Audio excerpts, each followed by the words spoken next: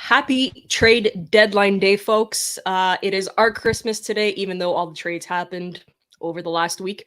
We're still happy to be here. Thank you so much for joining us. My name is Anik. I'm joined with Damon and Marco, and throughout the day, well, until 3:30, I should say, we will be alternating guests, hosts. We have some special guests coming on, so make sure you stay on throughout the day, and we'll be broadcasting you the trades that have already happened and the trades that are trending right now. Boys, how's it going? And are we done for the day? Are we just starting? What are you expecting? Doing good, and I don't think we're done for the day. As I'm sure we know, Edmonton's looking for another left defense, and as I'm sure we knew, Kulak's name's out on the market, and I definitely think he's someone that Edmonton should look into because he's a perfect puck-moving defenseman for the playoffs, and Edmonton could really use him, and it would be a perfect trade for both sides. As I'm sure we know, our left side's loaded for the prospects, so Yeah. I definitely think that if Kulak's going to go, I think it would be to Edmonton. Yeah, I definitely don't think that we're done for today. I mean, obviously, we got kind of like all the big trades, unfortunately, out of the way earlier during the week. And even earlier today, before we hopped on the show, we saw Marc-Andre Fleury got traded to the Minnesota Wild, which is something that we were kind of anticipating was going to happen today. Unfortunately, it wasn't when we were on, but we still got some big names on the market like Jake DeBrusk. And we also have Jacob Chikrin, which his asking price got really raised now. We could go into that a little bit later. But yeah, I mean, we might not get the juicy trades like we thought we were going to get on deadline day, but I still think there'd definitely be some action. The Habs have been relatively quiet as well during this period, so maybe we'll see a little bit more engagement tonight. We know that they do play the Bruins tonight, so that's something to keep in mind too. I think right now, some of the trending names like Lehkonen and all that, they're currently still in the lineup, so I'm not sure what the plan is with St. Louis and Hughes going into today. I know we had St. Louis comment on the whole situation saying that he thinks that players shouldn't play on deadline day, which I kind of have to agree with him for. It just kind of throws off your whole mentality. If you're a professional athlete, you know, you're kind of on edge the whole day, especially if you're one of the guys being talked about on deadline day. But yeah, I think we got a lot to go. We still got a lot of clock left on the deadline up until about 3:30. So definitely a lot of action we can see going on from now until then. Well, as we're talking right now, the latest trade would have to be Marcus Johansson, that's going back to the Washington Capitals, traded by the Seattle Kraken for forward Daniel Sprong, a fourth-round pick, and a sixth-round pick in the 2023 draft. So that would be our latest today.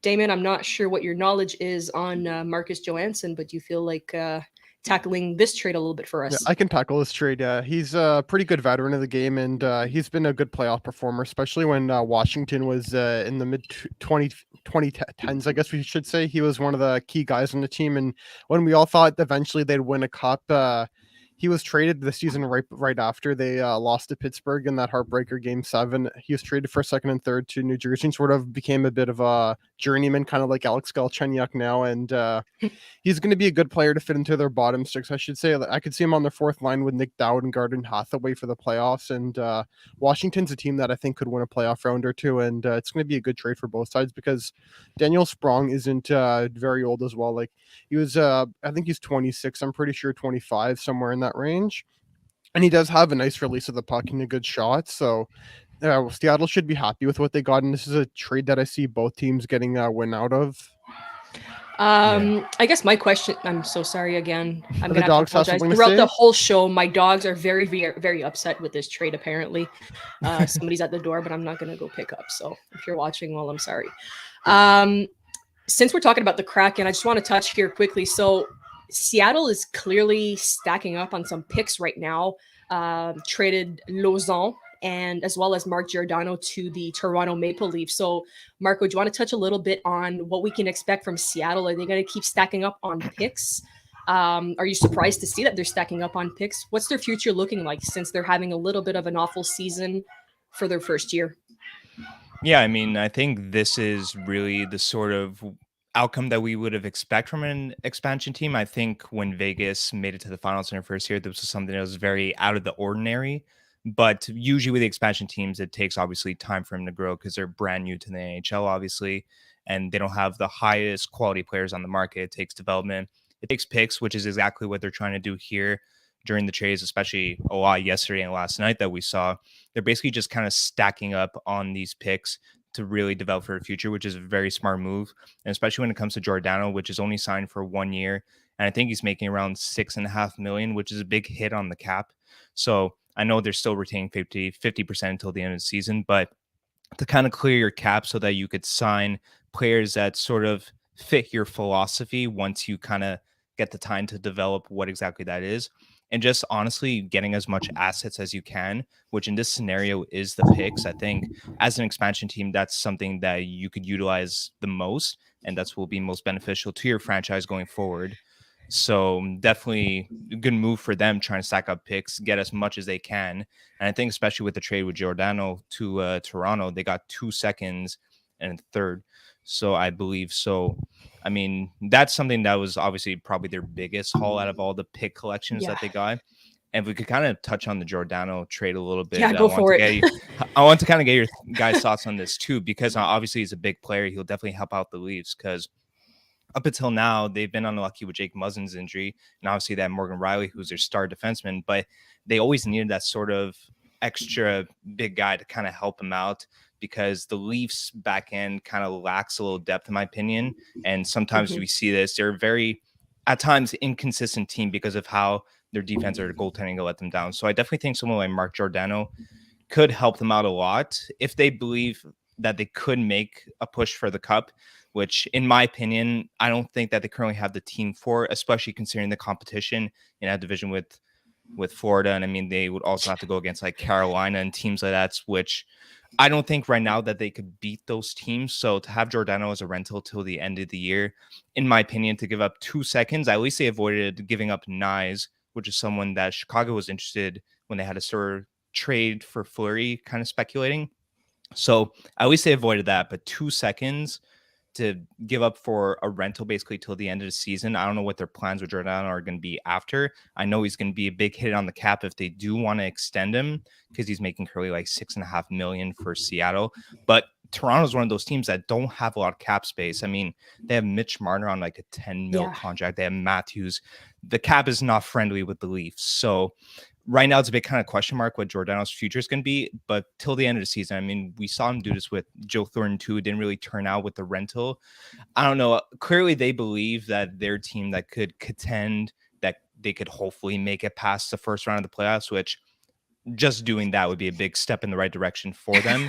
But yeah, I want to get your guys' opinion, see what you guys thought of the trade and whether you think it's too high of a price for someone for a rental basically till the end of the season, and whether or not you actually think they have a shot at the cup.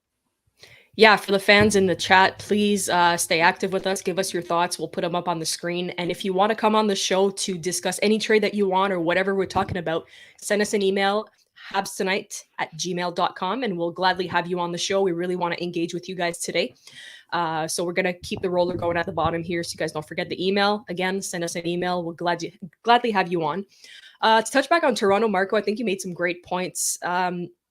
It seems like they invested so much in the forwards that the defense kind of took a little step back. So with losing Dermott too, I don't know. I'm not set on Toronto. I know we keep saying it's their year, it's their year, it's their year. They're pulling all or nothing in. Even last year, giving up like a first for Foligno that didn't even end up staying.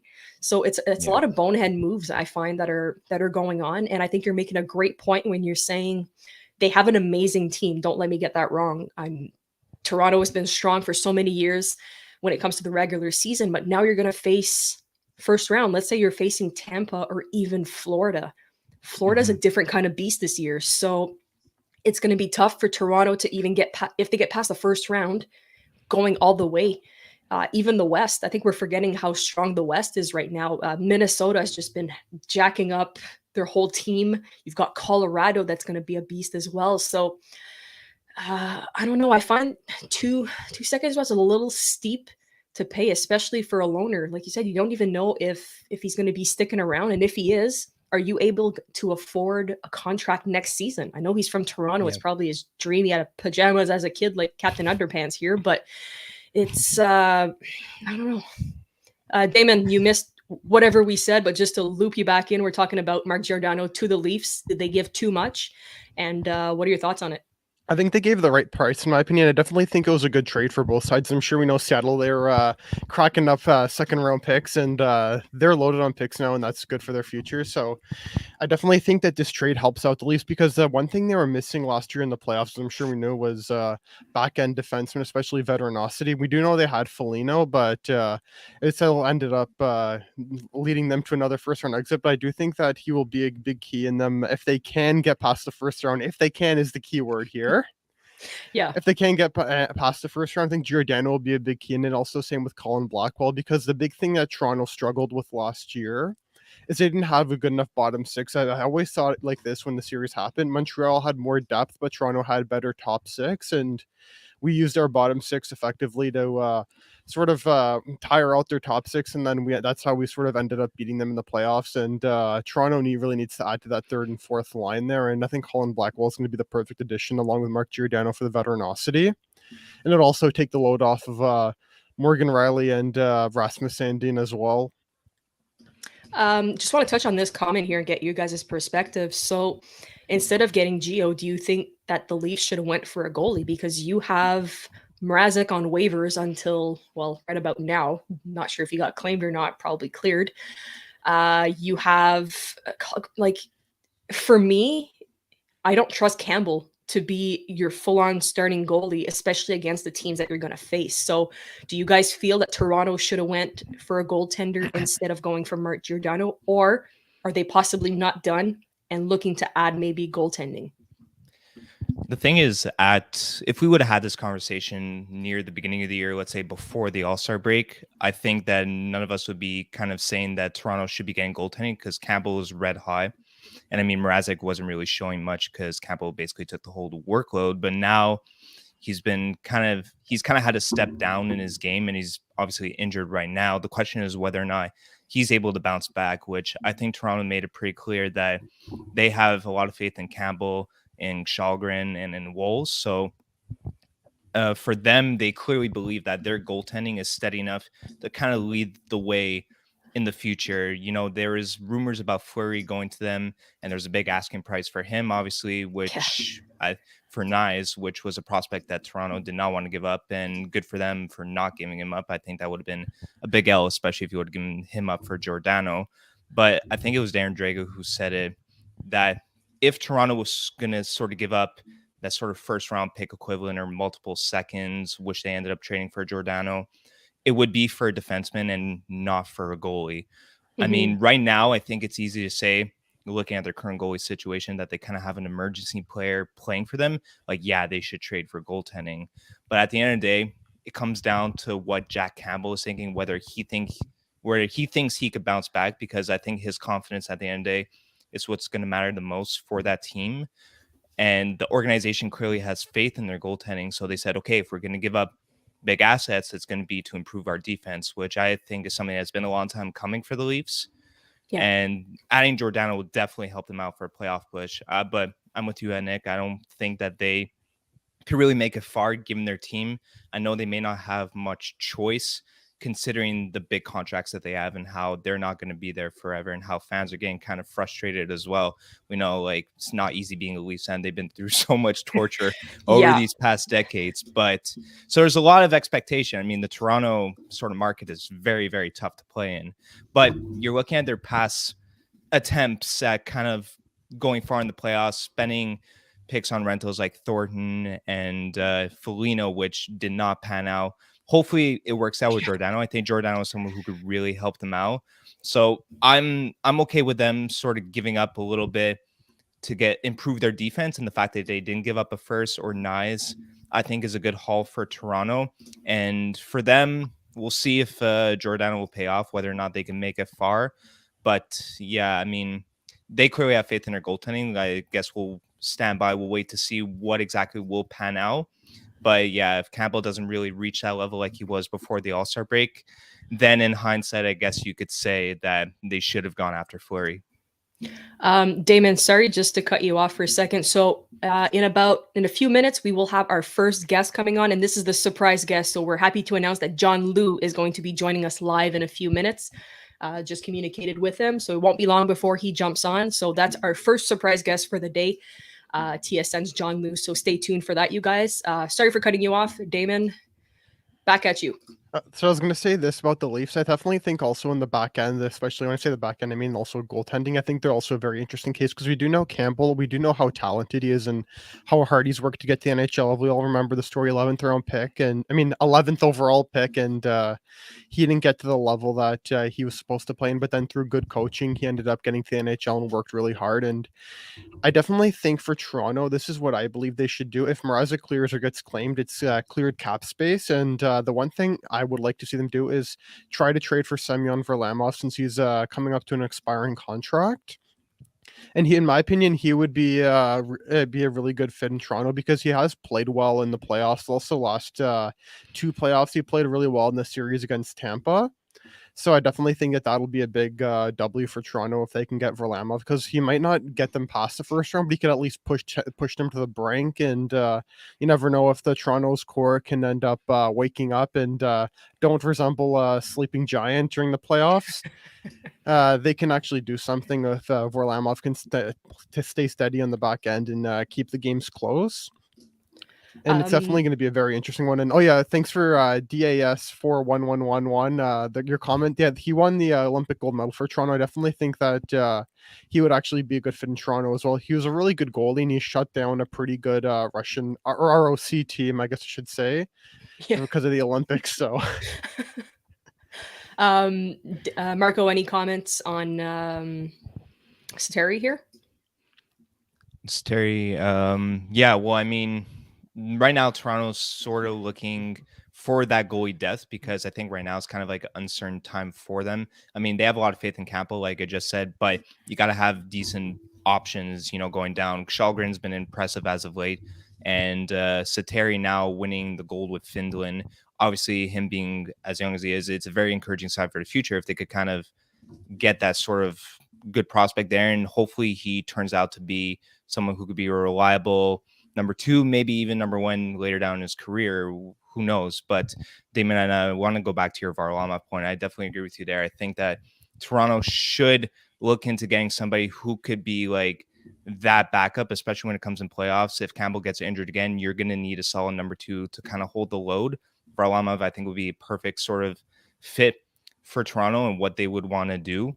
We're seeing when Fleury got traded and Kakkonen was going to get traded, and maybe they would go after someone like him, but he ended up going to San Jose. So right now, we'll wait to see what's going on. But I think Minnesota did a really good move there because now they have Fleury and Talbot, who are both kind of number ones in their own sense. So if one goes down, you have another who could perform arguably just as well. And I think right now Minnesota's kind of in a position where they're also going kind of all in on it for a deep playoff push. So for them, it's a big win to get someone like Fleury because now you have reliable goaltending. We know that they had their struggles recently, but Talbot's kind of bounced back, and now just adding Fleury is a complete home run for them. And let's see if Toronto, before the end of today, will add another sort of solid number 2 to hold the load in case Campbell goes down again or he's just not performing at that same level like he was before the All-Star break. Yeah. We have John Liu actually in the green room here. Not sure if he's ready to go. Yeah, here we go. John, how's it going? Thank you so much for joining us today. Hey, John. Great. Thanks for having me on, Alec. Hey, everybody. So how's it going on your end? Well, I'm doing this from outside because I was feeling like a bit of a mushroom being inside the practice facility since 7 this morning. So I just wanted to come outside, breathe the fresh air, and get some vitamin D because it's a long morning when not a whole lot's going on. It's I think everything happened in the last few days, so it makes it a little bit quiet for us today. But listen, I don't know if you have a little bit of insight to give us on this comment here. It's been trending on RDS and TSN too. Kulak is gaining interest from the Oilers and apparently LA for Petrie. So what are your thoughts on this? And I don't know if you have a little bit of insider info to give us, but I'm going to let you roll with it. Well, if that does happen, the Canadians are going to be playing with 4D tonight. Which is really why trade deadline should never, or games should never be held on a trade deadline, in my opinion. Just because a team could end up in a situation like that.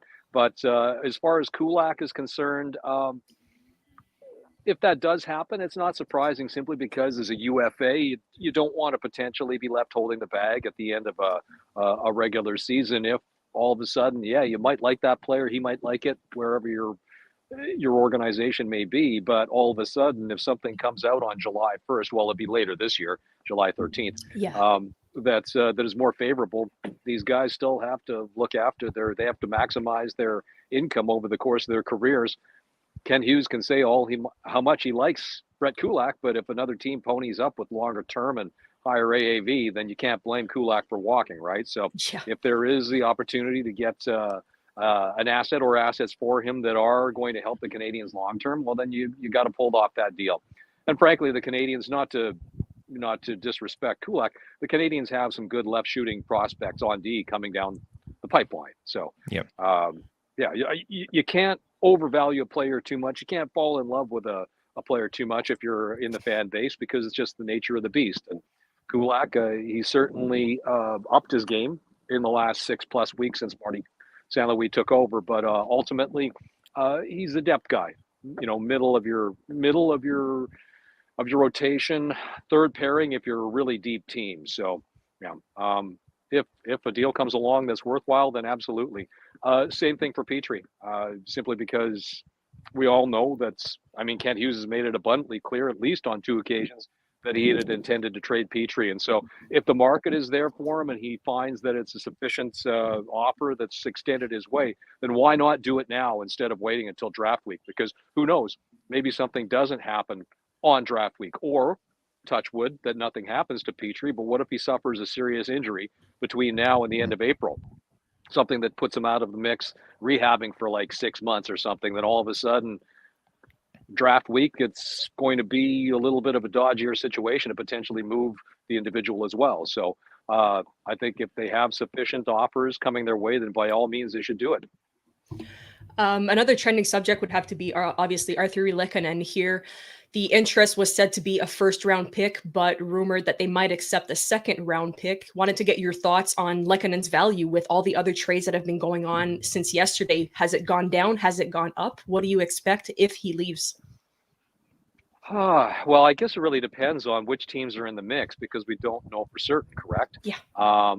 There's belief that the New York Rangers are one of the teams, but in the absence of knowing who the other teams are that might have already filled those particular needs, if they're looking to flesh out an identity line, which is the profile that Lehkonen would fill, then the market is going to shrink.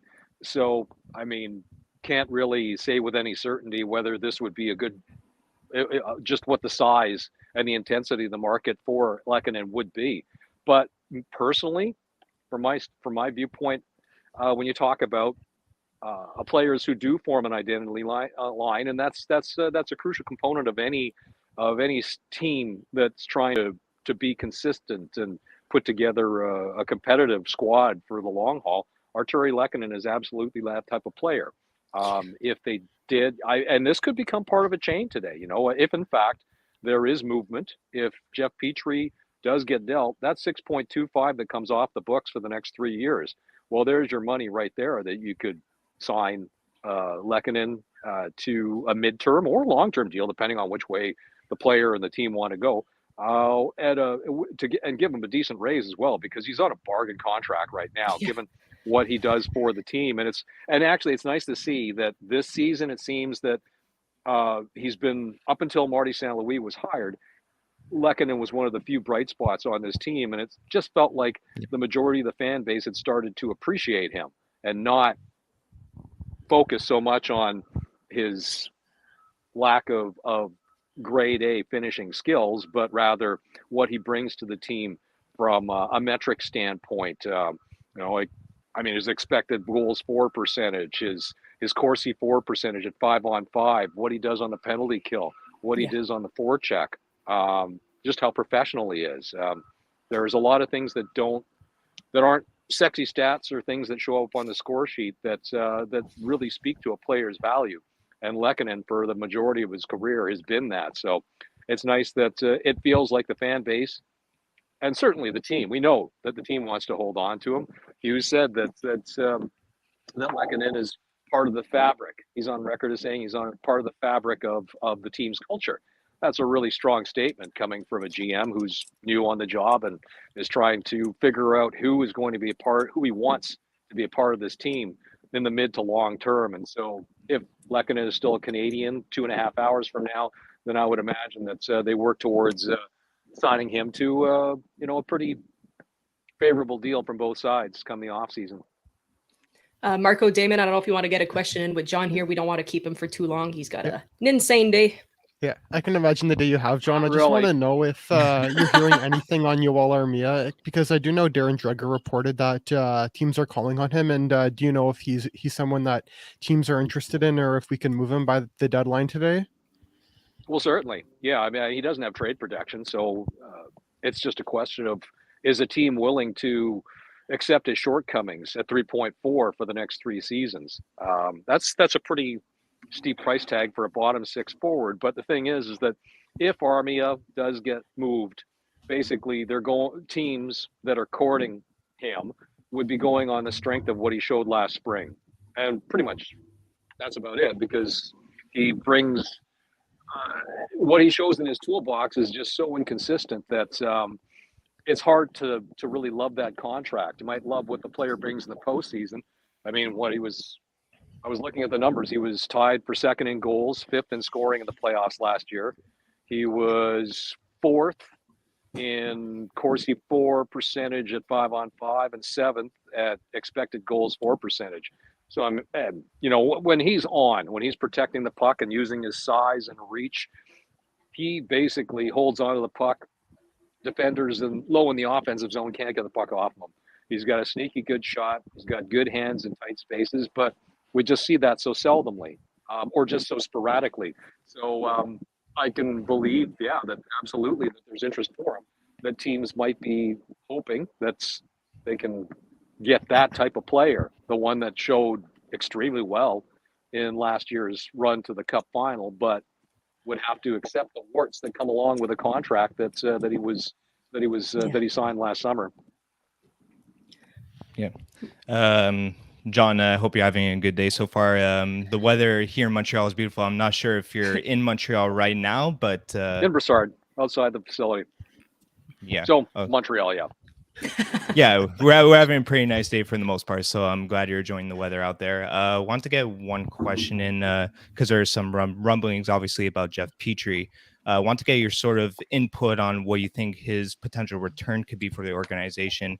And another side question, whether or not you've been hearing any rumblings of any potential future captain talks for the Habs next season, or if there's been any sort of word on that.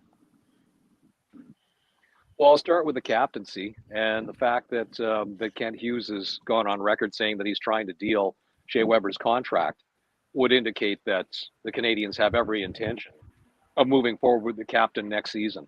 And whether they would appoint one or if the new management puts it to the vote like the team did when Max Pacioretty was voted in by his teammates. We don't know that at this point. That's a question for Kent Hughes, probably as we approach the off season. Not applicable at this point. But my personal feelings are is that they absolutely need a captain. We saw in the early goings of this season that the void in leadership, considering what players they did lose, was glaringly apparent. And I understand that Marc Bergevin wanted to be respectful to Weber's situation and the uncertainty surrounding the future of his career. But the fact of the matter is that was just another element. That was another strike against the Canadians in a season where everything could go wrong. That went wrong. I wouldn't say the void of leadership, but what they lost in terms of leadership was certainly didn't help them. Now, as far as Petrie is concerned, the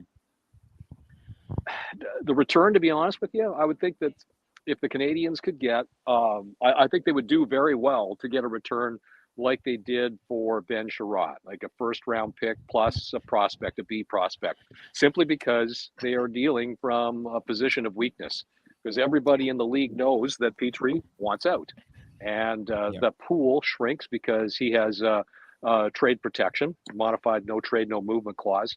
And also, you might as well rule out every Canadian franchise simply because we know that the family situation, which Hughes is referring to, and we know that Jeff Petrie's family is down in Michigan right now, it precludes him from playing north of the border.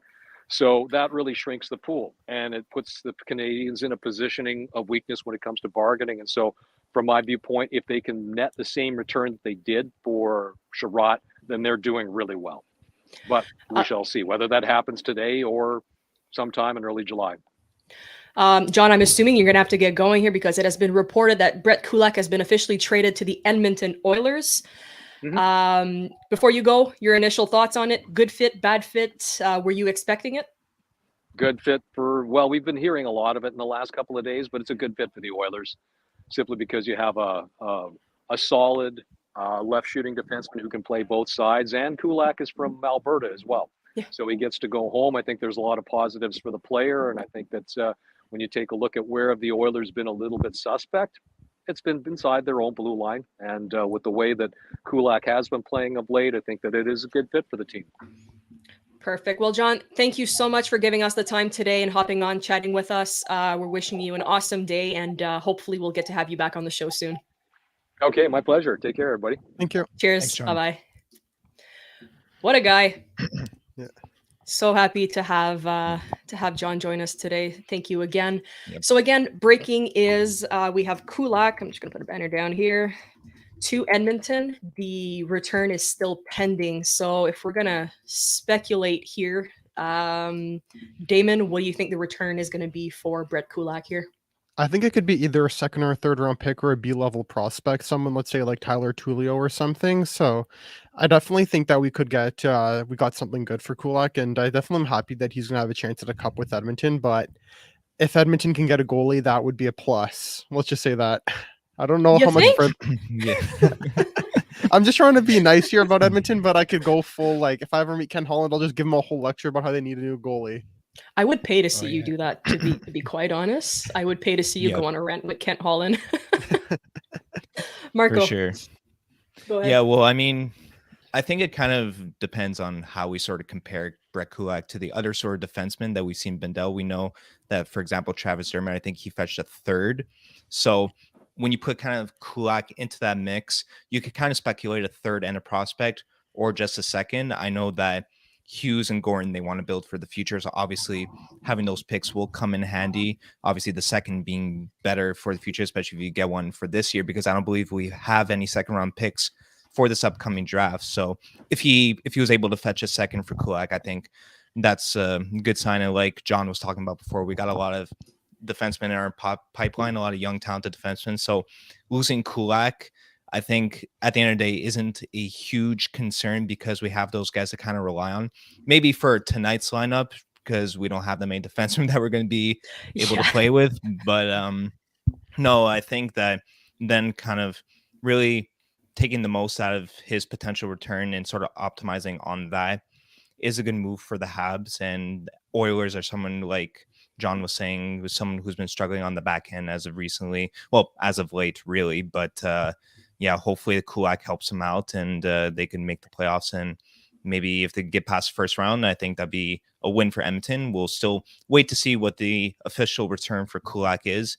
But I hope the best for him in Edmonton. Hope that they can make a solid push for Kulak. We're going to miss him over here with the Canadians. And hopefully they won't be in a terrible spot tonight against the Bruins and they could find a way to sort of do without them tonight. Damon, I want to get your opinion too, because you and I were talking in the chat quickly yesterday on Lauzon fetching a second, and you were saying that might up the price for Brett Kulak. So is that what you would be expecting along the same returns, or would you be satisfied with maybe like a second and a third round pick for him? I'd be satisfied with either option. Like, I do think that the Lauzon trade definitely upped the value in my opinion, because Lauzon, I always saw him as a third round pick player, but he's still a very good defenseman, still has a bright future in this league. So I definitely think the price value has been upped from this trade. So it's definitely going to be interesting to see what the return gets us. Makes sense. Oh, we also have Biega. I'm going to butcher Alex names Biega, today. yeah. He's in Toronto. There you go. Go for it.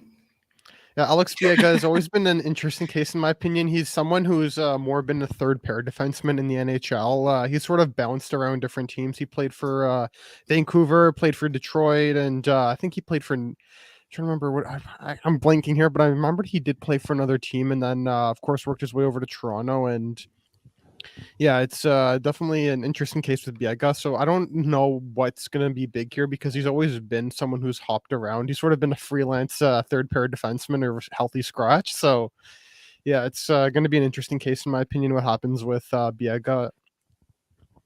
Yeah, what do you think the sort of return for Biega would have been, like, considering the type of player that he is? Maybe like a 4th-round pick or something like that? What do you think, Damon? Honestly, I'm gonna say this. Like, I don't want like nothing against Biega. I could see it being a 7th, considering what Nathan Beaulieu got today. In my opinion, Beaulieu could have gotten Yeah. much more. Like, I believe Beaulieu's more than just a 7th-round pick. Like, Beaulieu is a solid 7th. I mean, it's not a 7th. I mean, he's a solid puck-moving defenseman, but yeah, I'm just surprised that Beaulieu got a 7th. So if Biega got moved, depending on pick-wise, I could say at least a 7th. Yeah, and we'll see what the return is. Obviously, with the amount of draft picks that Toronto's been giving up, getting some in return obviously could be a benefit for their future. I just kind of want to touch up on a sort of trade a big one that happened recently. I want to get your guys' thoughts on that as well, because we saw obviously Lampus Lindholm getting traded to the Bruins for a huge haul, right? I believe it was like 2 firsts and multiple other picks and prospects. Yeah. So I kind of want to get you guys' thoughts to see whether or not you think the Bruins overpaid, because they're sort of in a similar situation like Toronto is, where they're kind of going all in on it. And like Toronto, I don't really think, considering especially the competition in their division with Tampa and Florida, and if they meet Carolina too, I don't think that they could really make that sort of push to the Cup. So I wanted to get you guys, obviously they did sign him to an 8-year contract at $6.5 million. So they want to keep him for the future. And obviously, I think he'd be a good pair with McAvoy over there. But yeah, do you guys think it's an overpayment? I want to get your guys' thoughts on that trade. I think you're right with being a big pair with McAvoy. It's a great move, but I personally think they overpaid.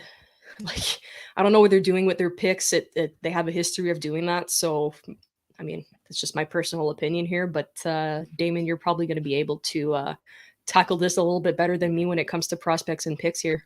Yeah, like in my opinion, I'm just gonna say like the Hampus Lindholm trade. In my opinion, I like the AAV for maybe the first few years because Lindholm is a very good defenseman, but I do not like the term. The term is, in my opinion, to put it nicely, much more of an overpayment. Because let's just say he regresses so much and he's still going to be making what he's making. It's yeah, that's an overpayment to put it nicely, in my opinion. But I don't know, like with Boston right now in their cap situation, because they still have to re-sign Bergeron unless he's going to take a discount to come back or just decide to go to free agency. But yeah, Boston's just a very interesting case in my opinion, but they do have no problem trading away picks. Like they do have good prospects in my opinion, but the drafting's been interesting. All you need to do is look at 2015 and Oh yeah, you'll see. That'll haunt Bruin fans forever. Like my history teacher is a diehard Bruins fan, and I showed him that list, and he told me he still cringes every time he looks at it. Don't blame him. It's something else. Damon, while I've got you, Justin Braun to New York is trending right now. Just happened about 2 minutes ago. So your thoughts on this? Was this something you predicted? This wasn't something I predicted. I definitely didn't really know what Braun could fetch, but like he's a veteran defenseman and he's good. So I definitely think he could take that third pair right hand spot over Patrick Nemeth. And New York has a good defense in my opinion for the playoffs. Like they have Ryan Lindgren, Adam Fox is their top pair, K'Andre Miller, Jacob Trouba, Zach Jones, and then Justin Braun to that. He brings a lot of veteranosity to that young blue line. So it's definitely going to be a trade that's, I think, going to benefit them a bit more in the short term and in the long term, because he can give the veteranosity and leadership to the younger guys that they can take on later on in their career. So it's definitely going to be. He's also on the final year of $1.8 million contract with the Flyers. So, I mean, kind of a low risk, right? Yeah, low risk, high reward. Yeah, for sure. And I think that also Philly, this team that's kind of like loading on picks as well. We saw this in the Giroux trade. They're high right now on the picks and the prospects. So, I mean, for them, I see this as a kind of mutually beneficial trade also, because we know New York is a very strong team this season and they can make a push in the playoffs as well. Obviously, it's going to be a tough test in the East, but I definitely see him helping out that back end. Like you said, Damon brings some leadership and experience onto that blue line, and Flyers getting some picks and prospects to develop their future, which is something that clearly the Boston Bruins are really interested in. So hopefully it works out for both teams. And going back to the Bruins, if we see Jake DeBrusk get traded too, we brought up the infamous 2015 draft before. They'll have none of those 3 picks that they made in a row in that first round. So yeah, it's definitely some work to do there, I think, in their planning for the future. While I'm on, I want to get your guys' thoughts too, because there's another name that's kind of trending who we might be see traded today as well, who a lot of playoff teams are after to kind of give some sort of elite goal scoring upside on their sort of third lines or wherever the case may be, is Andrew Kopp. And my prediction is that Colorado would kind of make a push for him, considering that they didn't end up getting Giroux and they still have Landeskog and LT on the LTIR, and they have the cap space. They could bring him in. Right now, you have Nichushkin on your first line, who's very good. Don't get me wrong, but now you need somebody to kind of replace him where he was on the second or third line. Yeah. So I want to get your guys' thoughts on Andrew Kopp to see where you think he could sort of land and whether you guys see Colorado as a potential fit for them, like I do. Before we do that, just to confirm that the Bruins have announced a 2-year extension for Jake DeBrusk, a $4 million average. So maybe a sign and trade. Yeah, maybe. I think that's a plan, because they were saying that they still want to honor his trade request, but I think they want to just kind of get the pen to the paper with the contract, get that sort of deal. Now it's up to the teams to take on that contract, but I definitely think he's going to be someone who's going to be traded today, maybe to another contender. We'll see. I think him and Andrew Kopp you could put them in like similar sort of conversations to where their role kind of is on whatever team that they would get traded to. Damon, I'm going to let you touch on Andrew Kopp here and his situation with maybe Colorado. Yeah, I definitely think Colorado's a perfect fit, because I think he could fit anywhere on the team, but especially in Colorado with how deep they are. He could easily fit on their fourth line with Nico Sturm and Darren Helm. I think that would be a killer fourth line to have. And also, I just want to touch on the Colorado's defense right now. Like, they're scratched defense that are going to be healthy scratches in the playoffs if let's just say in a perfect world where everyone's healthy. Ryan Murray and Jack Johnson are going to be the scratches. That could easily be a second pair on a middle average team, but it's definitely going to be an interesting case with Andrew Kopp, because he's someone who plays the playoff hockey, versatile, can do anything you want him to do. And I could see him fetching maybe 2 seconds or maybe a first. So I definitely think it's going to be a good return for Winnipeg. And I think for Winnipeg, I know they got Mason Appleton back yesterday, but I think it might be the time to sell this year. So yeah. And they got rid of Nathan Beaulieu as well. Yeah, that was another move that Winnipeg did. Yeah. What else are you expecting for Edmonton, Damon? For Edmonton, I definitely... not Edmonton. Sorry, Winnipeg. Oh, for Winnipeg, right now I'm not sure what to really expect from them. I do know that they're a sort of a bubble playoff team, and I kind of expect them to kind of just sell whatever they can right now, even though they do have a good team. I think Appleton can sign an extension with them, which is why they probably traded for him back. Mm-hmm. But the thing is, in my opinion, with Edmonton, is the key is also Paul Stasny. He's a UFA, and if they can ship him out, because he has that playoff leadership as well. And it's also an interesting case. And also Adam Brooks, if they want to place him on waivers again for the fun of it. The waiver man. The waiver man. Oh yeah, my God, becoming the new Mark Arcobello. Basically it. So we also have, this was around noon here, so we're a little bit late on it. So Philip Forsberg, who signed the new contract with the Predators, his name was on the trading block. So that's one name that's maybe a sign and trade, but seems to be out of the conversations right now. So Marco, just to get your first thoughts on Philip Forsberg staying in Nashville. Well, I'm not sure how much. Do you know how much he signed for in his extension? Does it say? Nope. Does not say right now. I can pull it up from Cap Friendly. Yeah, maybe it's updated there. Yeah, because I'm curious to get the sort of details on that, because obviously now with the sort of extensions. I lied. I'm a noob. I apologize. I said hasn't been extended. May 6 million. Sign. I read has signed. So so he may not. That was fake news on my end. I'm so sorry. All good. But so go back to what you were saying. Yeah, I mean, we can still talk about Phil Forsberg. I think that definitely he wants to stay in Nashville, and Nashville is very keen on keeping him as well, because obviously he's a elite talent for that group, and they have a very strong team, I think. So obviously, I think their priority is to kind of work out a deal with Forsberg, but I wouldn't be surprised if he's kind of asking for a lot, especially considering what a lot of these sort of long deals are going for. I think that Thomas Hertel signing that 8x8 deal kind of set the sort of standard for what we can expect for somebody like Forsberg. So I think now that kind of puts the pressure on the Predators to kind of be like, okay, well, if Hertel's going for 8 million over 8 years, then what are we going to sign Forsberg to? Can we afford to sign him for that long or for that amount of money? So I think that's a difficult sort of conversation that needs to be worked out between them. If they could reach an agreement, I think that's what both Forsberg and the organization would prefer to happen. But at the end of the day, I think it'll come down to whether or not they could afford to do so, especially considering the sort of standard that's been set for those sort of long extensions by Hertel, and whether or not there's other offers from other teams who do have the sort of money to sign him that they can't really pass up on. So I guess we'll stay tuned for that, but it should be definitely an interesting one. He's one of the hottest names, I think, for the upcoming free agency. Agreed. Yeah, Definitely. it's definitely going to be an interesting case with Forsberg, because Nashville, in my opinion, has a chance at the cup. They're one of my more dark horse teams, in my opinion, because they do have a good team all around. They're well balanced. And the other thing I do think with Nashville is I could see it going to something where they let Forsberg walk, because they still have a lot of young players they have to sign up.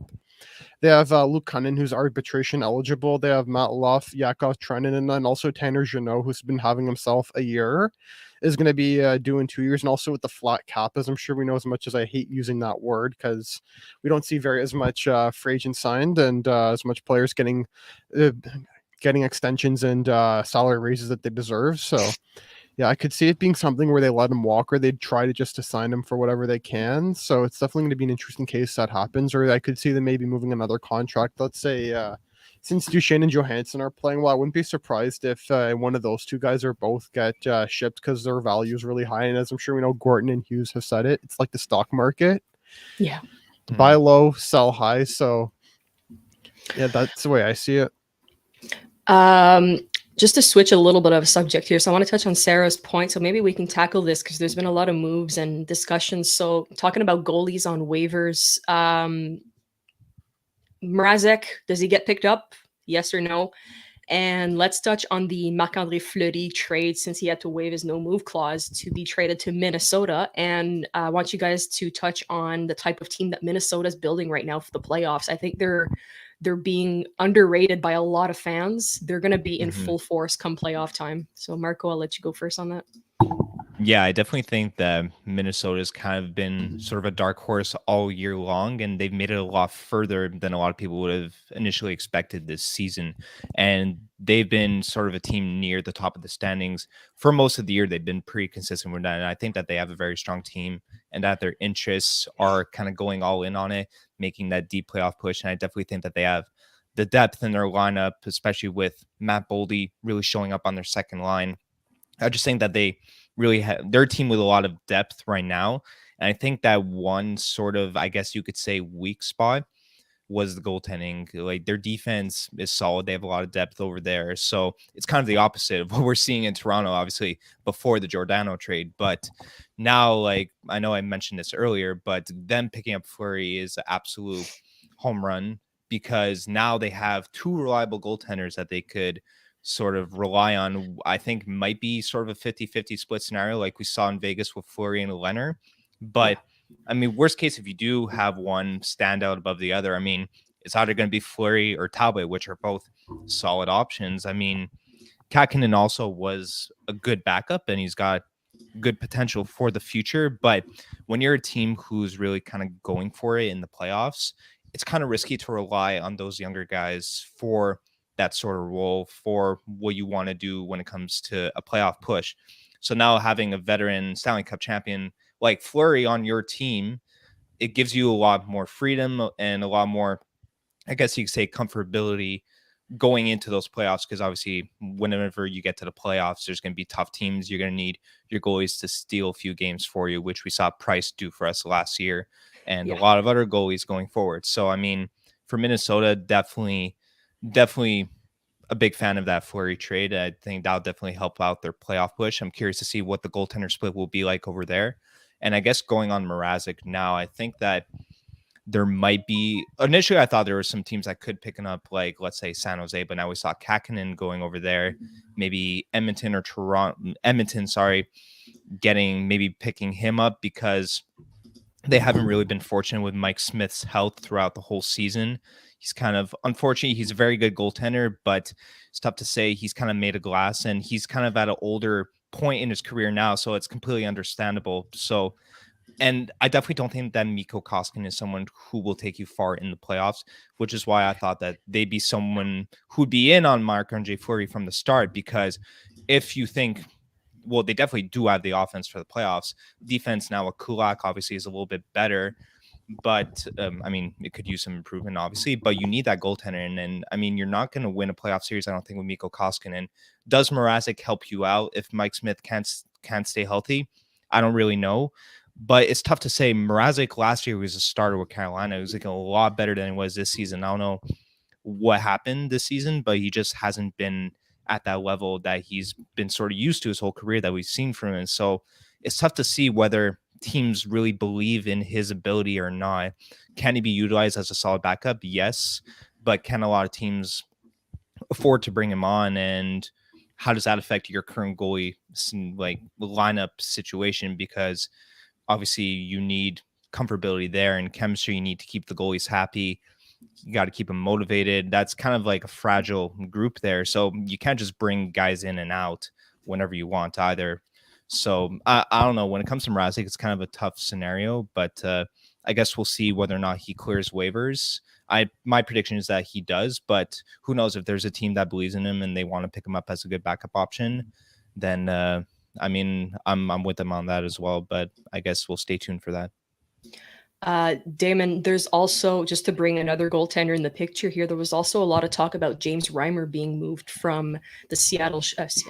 Wow. San Jose. San Jose. Ooh, not enough coffee this morning.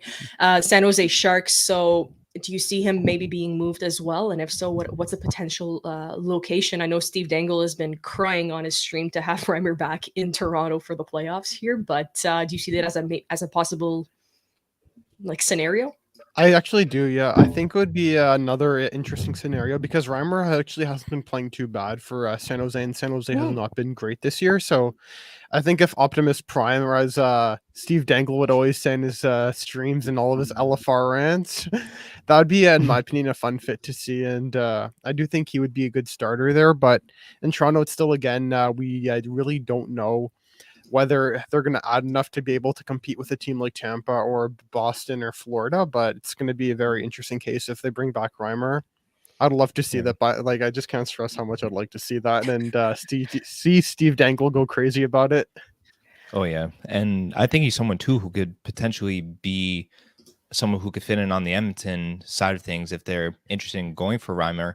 I think if you're San Jose and I mean you just traded for Kakkonen, if you think that Mrazek could be a decent sort of backup and you want to sort of kind of develop towards the future, then I think that might be a potential scenario where we see Mrazek go to the Sharks and Reimer maybe to the Oilers, although Reimer will be an expensive piece. I mean, before we saw that Minnesota and Edmonton were kind of reluctant to sort of dive into the goalie market because of how expensive it was. But especially if you're Edmonton, I think that Reimer will definitely help you out because he definitely hasn't been having a bad season. He's just been, unfortunately, on a team that hasn't really been performing that well. So I think that definitely Reimer on someone like Toronto or someone like Edmonton will perform a lot better than he has with San Jose. And that's someone who could really help you out for your playoff push as well. So if I were Edmonton, I think I'd take a look at Reimer. And if I were San Jose, maybe I'd take a look at Mrazek if that's what the intentions are like.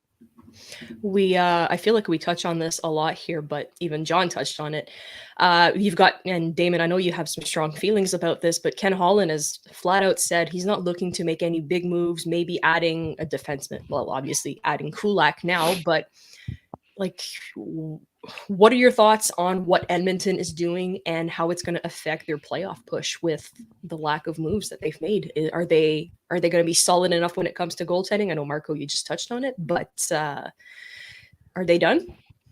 Yeah, I definitely they definitely need a goalie, and this is something like, as I'm sure you said, we know you said. I have strong feelings about this. If you're not adding another goalie who can start, you're not adding Jonas Korpisalo, you're not adding Semyon Varlamov. I know he declined a trade to Edmonton. You're not adding Peter Mrazek. You're not adding any other goalie who could be a starter and can take you somewhat deep in the playoffs or even deep. You're literally just setting yourself up for failure, and you're going to make Connor McDavid and Leon Draisaitl very angry. Let's just say, like, that's like the nicest way to put it. And it's embarrassing because like those guys are pretty much becoming the Shohei Ohtani and Mike Trout of the NHL. As I'm sure we know, those are two of the best baseball players in the world. They're on a team that can't even get really deep in the playoffs or out of the first round. So yeah, just an embarrassing thing in my opinion. And Ken Holland really needs to address it. Yeah, like Korpisalo won't even is apparently reported. Jaromir Kekalainen will even just take a second and third. And why not at Edmonton? Why not like just do it? Like Korpisalo has proven he can be a reliable goalie in the playoffs, and I just want to see Connor and Leon actually get deep in the playoffs. And I want to see them celebrate this playoff victory in Edmonton. Damon, you're going to be logging off soon because you have to get to class like the good student you are. But you will be back later. Like we said, we're going to be alternating hosts here throughout the day. So we're going to have our very own Drew Beeks that's going to hop on around 1. He's got a special guest that's going to be hopping on too. So make sure you stay tuned for that. I want to touch on this comment quickly here. If I turn on the Bud Light, it's going to be if my boy Domes comes back because, I'm just going to have a full-on meltdown here. And I'm going to chug a bottle of wine if Lecky leaves. But let's not talk about that. It makes me sad. Damon, before you do go, I want to touch on, we haven't touched on this trade here, but I want to get you guys' thoughts on the return and if that's what you were expecting when it came to Claude Giroux, because there's a lot of speculation that he was going to the Colorado Avalanche. So were you surprised to see him go with Florida? And what are your thoughts on the return? I definitely think that I wasn't surprised to see him go to Florida, but the return definitely does somewhat surprise me. But I do know Chuck Fletcher to do the right thing in honoring Giroux's request to go to Florida. I definitely thought they could have got more. Like Owen Tippett's going to be a good player in the NHL. He was a better player in the playoffs for Florida when they played against Tampa in the series. And I definitely think that, in my opinion, it just wasn't enough. But yeah, I definitely think it just could have gotten more, but it was definitely a good trade in my opinion for both sides. But Philadelphia could have gotten a lot more. But Philadelphia just itself is an interesting case where they try to do everything at once. To put it nicely, they're trying to bring up prospects, trying to contend, and trying to compete all at the same time. But they just need to pick a direction, in my opinion, in Philadelphia.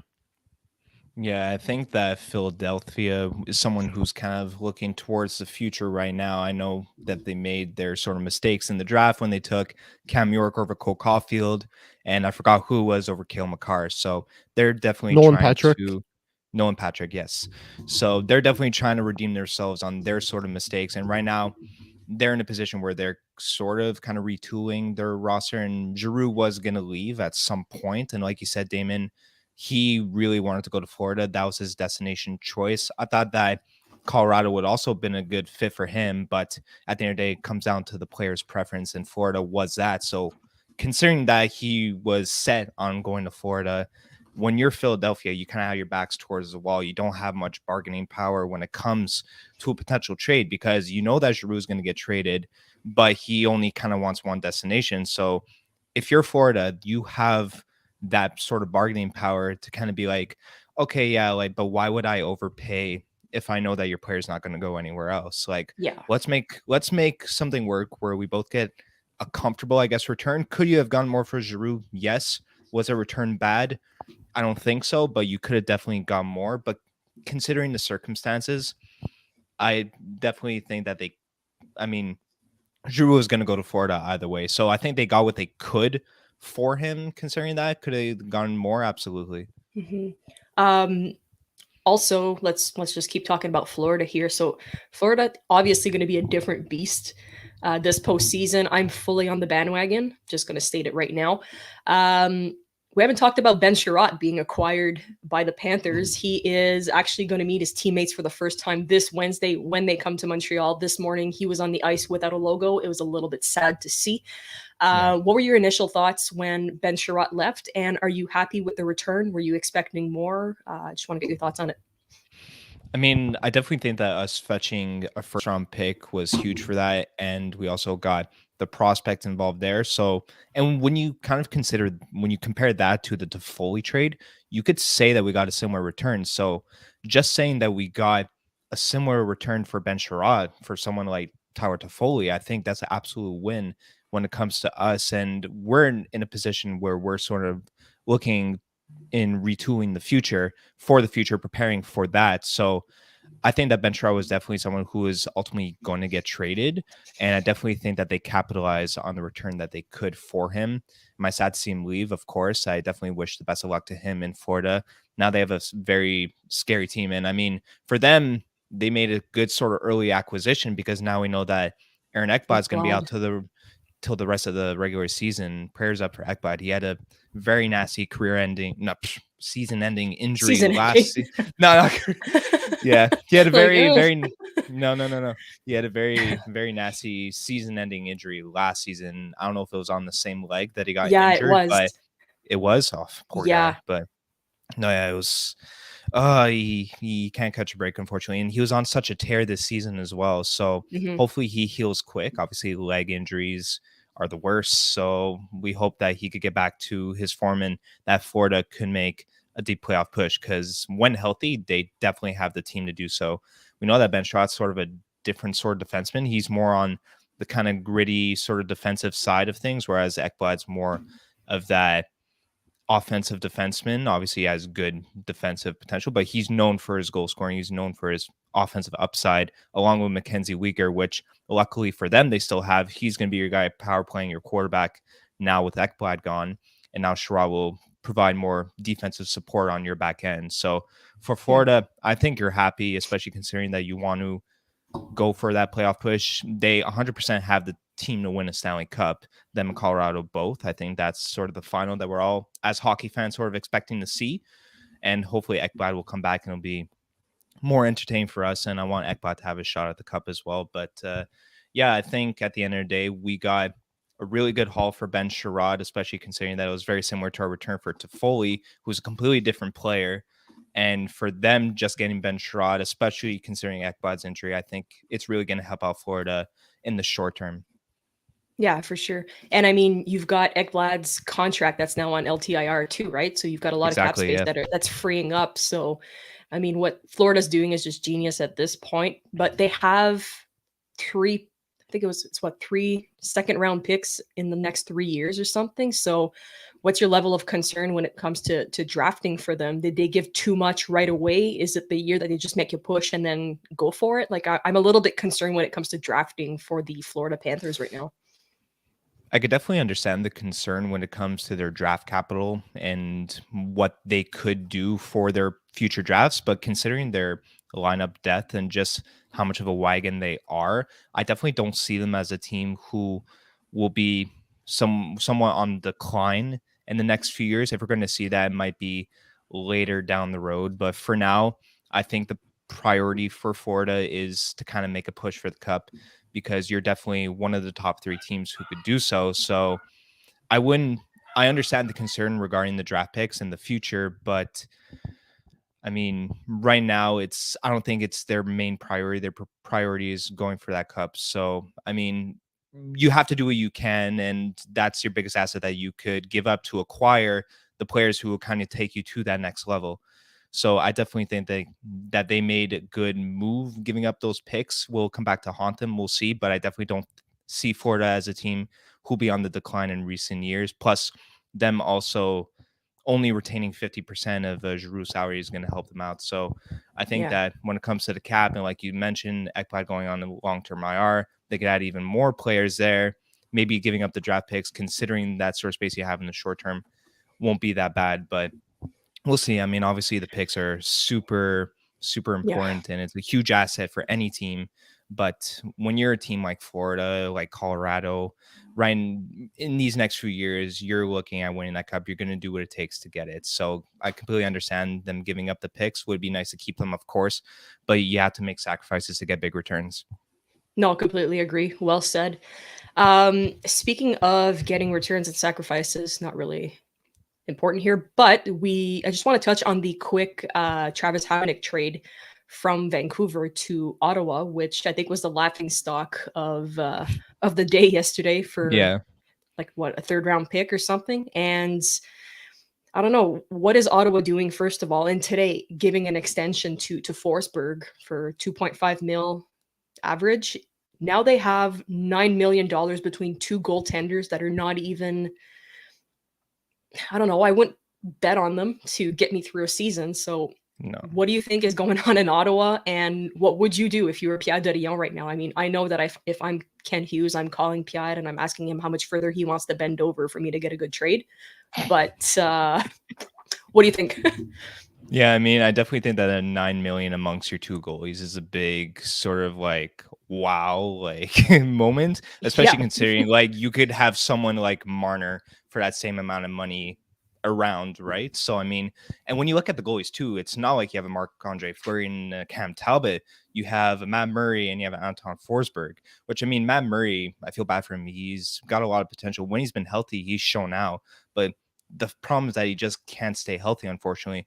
So considering those injury concerns and what they sort of plan with Murray, I think maybe you might look into Mrazek as well, especially considering that you are extending Forsberg and you kind of see him as your option going forward in the near future.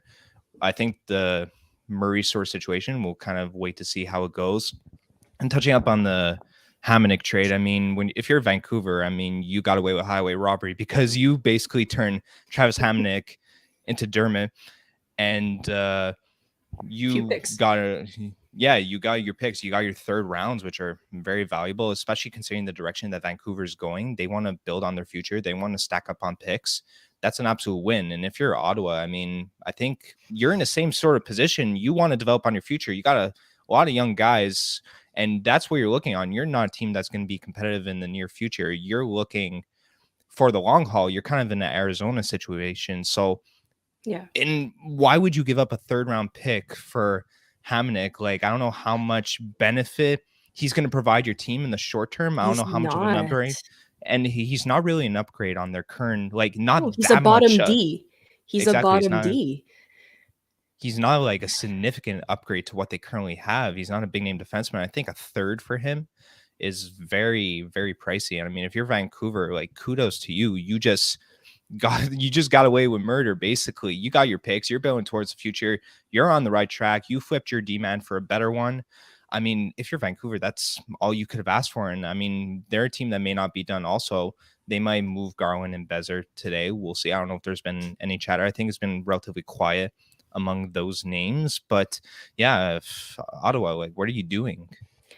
Especially for Vancouver, they're looking to shed on their salary cap. So they just shed Harmonic's contract, and they're looking to maybe sign Besser too. So it's giving them the room. So, I mean, magic was pulled obviously from that trade here. To touch on Nicholas's comment here, I agree that Forsberg's deal with Ottawa makes sense. Like, if it wasn't for Matt Murray, a guy that's put on waivers through half your season is making a chunk load of money that's not really playing up to it. So it's a little bit of a question mark what Ottawa is doing. Fully admit that they're in a rebuild, but it's been 3 years now, and are you seeing significant upgrades? Or, like, I don't know, it's kind of like the same situation every season. It's not going up, it's not going down, it's just kind of stuck there. So I don't know. Giving up your assets certainly doesn't help either. Yeah. So, no. I mean, it's, I don't know. They might be kind of in a gray area for the next little while, unless their management kind of smartens up and kind of picks a direction. Because right now, just really confusing. I feel bad for the Ottawa fans who had to go through that tragedy that occurred yesterday with Hamonic, but hopefully it works out for them. I don't. I'm going to be honest. I don't feel bad. Enjoy digging your hole. I like it. Just to touch back on the Kulak trade here. So there was rumor that he has been traded to the Edmonton Oilers, and now it has been taken off the tracker and is just a question mark. So I don't know if it's pending a call or whatsoever. There's been a rumor that Allen might be involved in that trade. So I don't know. Is it bigger here than what we're expecting? Allen and Kulak going to Edmonton? Like, I don't even know what the hell's going on, but do you see it happening? I mean, if you're Edmonton, we were talking about their kind of atrocious goaltending situation and how they need a guy who could hold them throughout. at least the first round in the playoffs. And Allen is definitely a current upgrade on Koskinen and Mike Smith or whoever else they could bring in that's not named Fleury, who's with Minnesota right now. So, I mean, do I see it possible that they would have wanted or at least like kick tires at Allen? For sure. But as a Habs fan, like I'm not very convinced that this is somebody who I want to see leave. I'm very high on the price in the Allen tandem and what we have with them. I think depending on the return, maybe especially if you're giving up Kulak too, I think that you're going to need like at least like multiple like second round picks maybe. So, I mean, I think it comes down to it, but this is kind of a weird topic because we saw earlier this week in a press conference that Hughes had that he was not planning on moving any goalies and that he has complete faith in the system, even with Montembeault. So I don't know if Edmonton is gambling their future now into trying to make a push of what they have now. I know that McDavid and Drexel could be a duo that's very frustrated with how's going on. It's like, okay, like give us goaltending support, give us defensive support. So do I see it possible that they would have been like, okay, let's upgrade our defense. Let's get Kulak. Let's get Allen. He'll be our guy going forward. Yeah, it's definitely possible. But now as a Habs fan, I'm kind of wondering what would we have wanted or expected to get in return if we're going to give up those pieces? Because, I mean, they're not small pieces by any stretch of the imagination. So unless it's for like multiple seconds or maybe a first or like a level prospect, I guess we'll see. I mean, that's definitely going to be something that we have to revisit when that's a finalized trade and what the return for Kulak was. What exactly went down? Do I want to see Allen leave? No. But do I have faith in Montembeault? I do. Is he the same level as Allen? No. But maybe in his future, we'll see him kind of develop. But right now, I mean, Allen, when it comes to backup goaltenders, he's kind of like in the elite status. So you can't undermine his value. I know that goalies are very underappreciated in today's market, but you kind of, if you're Hughes and Gordon and company, you have to sort of get as much as you can for someone like Allen. You can't undermine it whatsoever. And especially if you're giving up Kulak in the same deal, it needs to be for a big haul. And I mean, we've seen the Canadians get big hauls for both Toffoli and Shirai. So if Edmonton sacrificed the whole load to get those two guys, that's something that wouldn't surprise me. That's definitely going to be an exciting thing we're going to have to revisit when it gets finalized for sure. 100% agree. And we have our next co-host joining us. There's been a swap in the lineup. So we have Adrian that is on the channel with us. How's it going, buddy? What's up, buddy? Good. Not much. How are you guys doing today? Pretty fantastic, but kind of confused. Yeah, a lot of weird trades the last couple of days. Like I heard you guys talking about the the Travis Hamonic one. I didn't really understand that. But yeah, it's been a pretty quiet deadline. I think most of the big moves happened the last couple of days. So we'll see though. There's still a lot of big pieces out there to be shipped. So yeah. Since we were talking about sorry, Marco, since we were talking about Kulak, what are your thoughts on Kulak to Edmonton with a possible package of Jake Allen? Oh wow. I might have heard that on Twitter about Allen going the other way potentially, but at this point, if we can get a good package for Allen, and obviously Kulak will be pretty good for Edmonton. I think it's a good fit. I was looking at their depth chart before I hopped on, and I think it's a good fit because he's a left defenseman, but I think Edmonton needs more help on the right side, but it might work out for them. And for the goaltending, Jake Allen would be nice for them. And again, I think he's a good starting goaltender. He's proved it in the past, and he did well for us down the stretch last year when he had to. I just hope we don't get Mike Smith going the other way. I'm sorry, but no thanks. I absolutely doubt that Mike Smith will be in a package for us, and if he does, I'm gonna go cry in a corner with my Bud Light Red Light. Yeah. He's gonna light that shit up like no other team. Oh man. Yeah. Do you guys see? Go ahead. I had one question for you guys. For your opinion. Do you think Max Domi gets moved today? Yeah, I mean, I think Max Domi could. And Nick's over there, she's waiting with the autograph. It's just waiting. It's just waiting to be put off the wall. Yeah, I mean, we know that the Bruins, for example, are someone who's trying to acquire maybe somebody like Domi for their sort of playoff push. I think that he's been, I think you could say, pretty good in Columbus so far, and he's someone who could bring a lot of upside to a contender or a team who's trying to make a deep push in the playoffs. And especially considering the rumblings with Jake DeBrusk, I wouldn't be surprised if they make a deal with Columbus to kind of make something work, because they still want to honor his trade request. And I think bringing in somebody like Domi or someone like Andrew Kopp, who we were talking about before, I think I definitely see that sort of scenario playing out. I don't know. I know that Domi is one of the names that's been talked about, whether it be the Bruins or somebody else. Wherever he goes, I definitely think it's going to be for a team that's kind of going for that playoff push, someone who's looking to be competitive. And a little off topic here, but Adrian, I see that we're rocking both the same Habs Tonight shirt. I see that. Yeah, there you go. Some pretty good taste over there. I like to see that. Thank you. I want to get your thoughts on another big name that was out there, Jacob Chikrin. We know that his name's still out there. Maybe he's someone who's going to be most likely traded in the summer, if anything, but he could obviously still be traded now before the deadline too. I know LA was a team who was kind of big on him.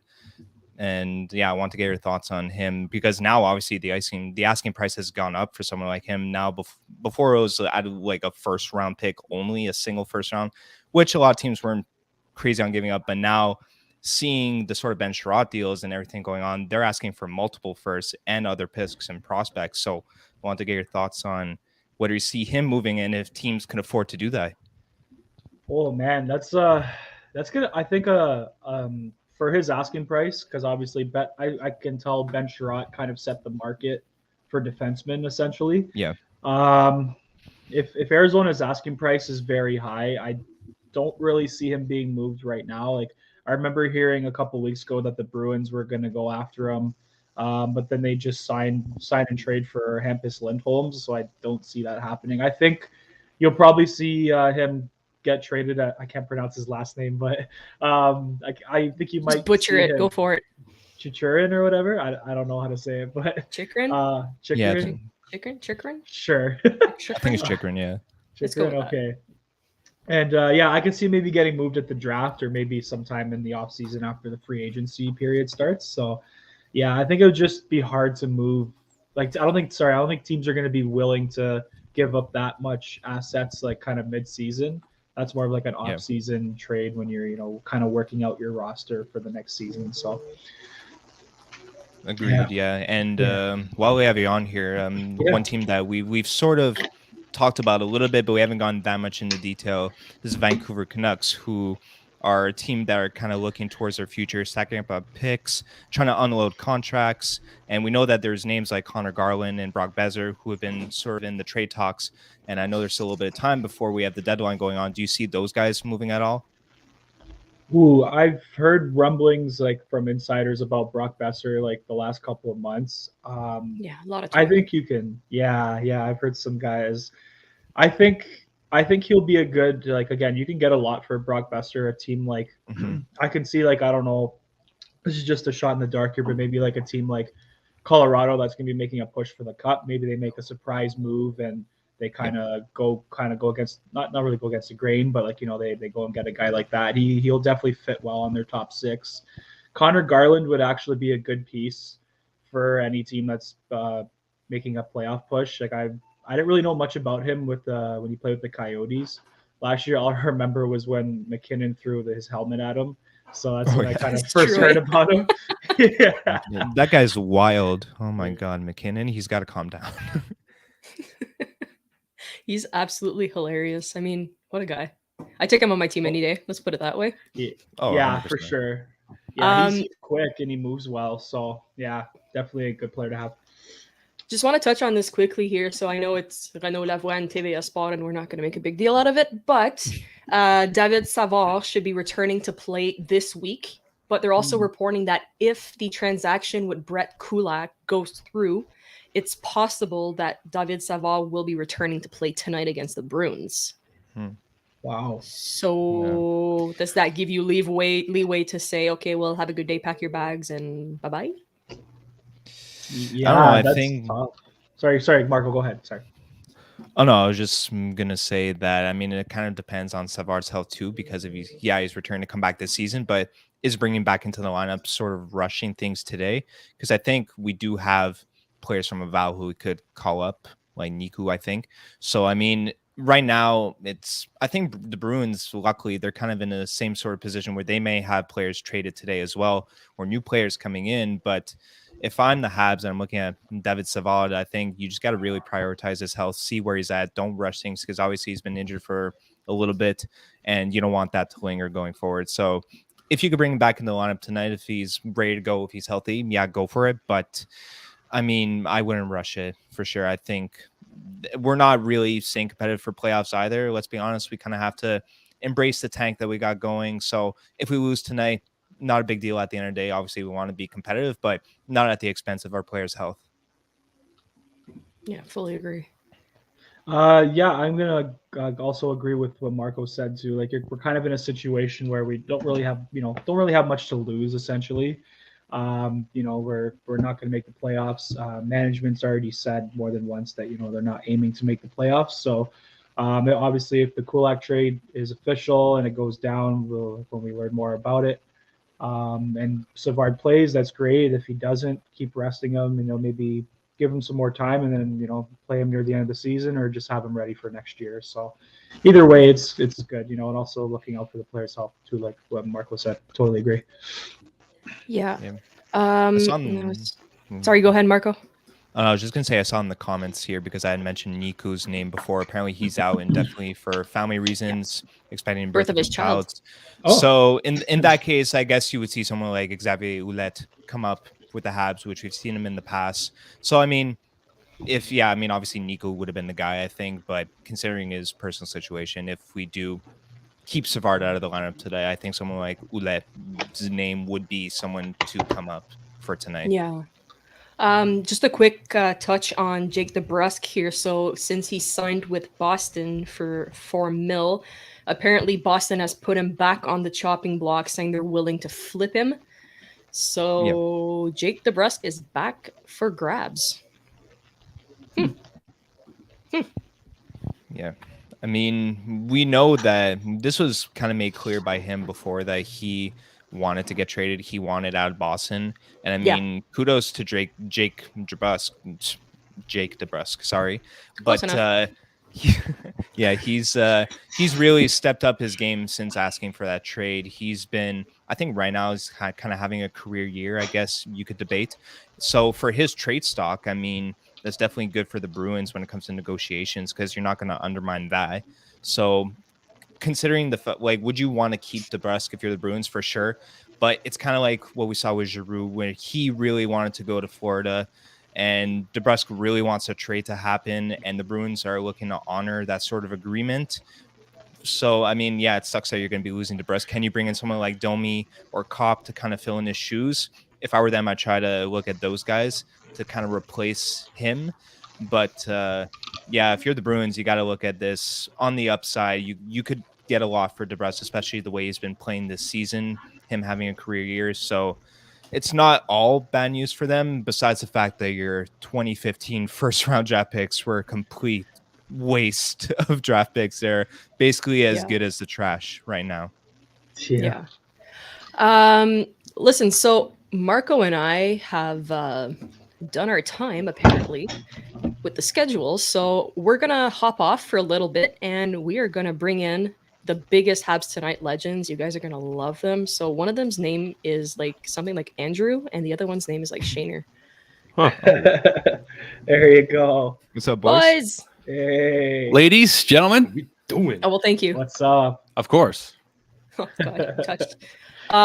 While I have you on, we're just going to remind all of our great fans that we still have 20% off all our merch on habstonight.net, and today is the last day to use your promo code at checkout. The promo code is Habsativity. So you're going to get a better deal on our website than it would be to purchase a goalie in the NHL. I'm just going to put it that way. So you might want to capitalize on that. Look at Shaner's face. He's so surprised. He's so happy about it.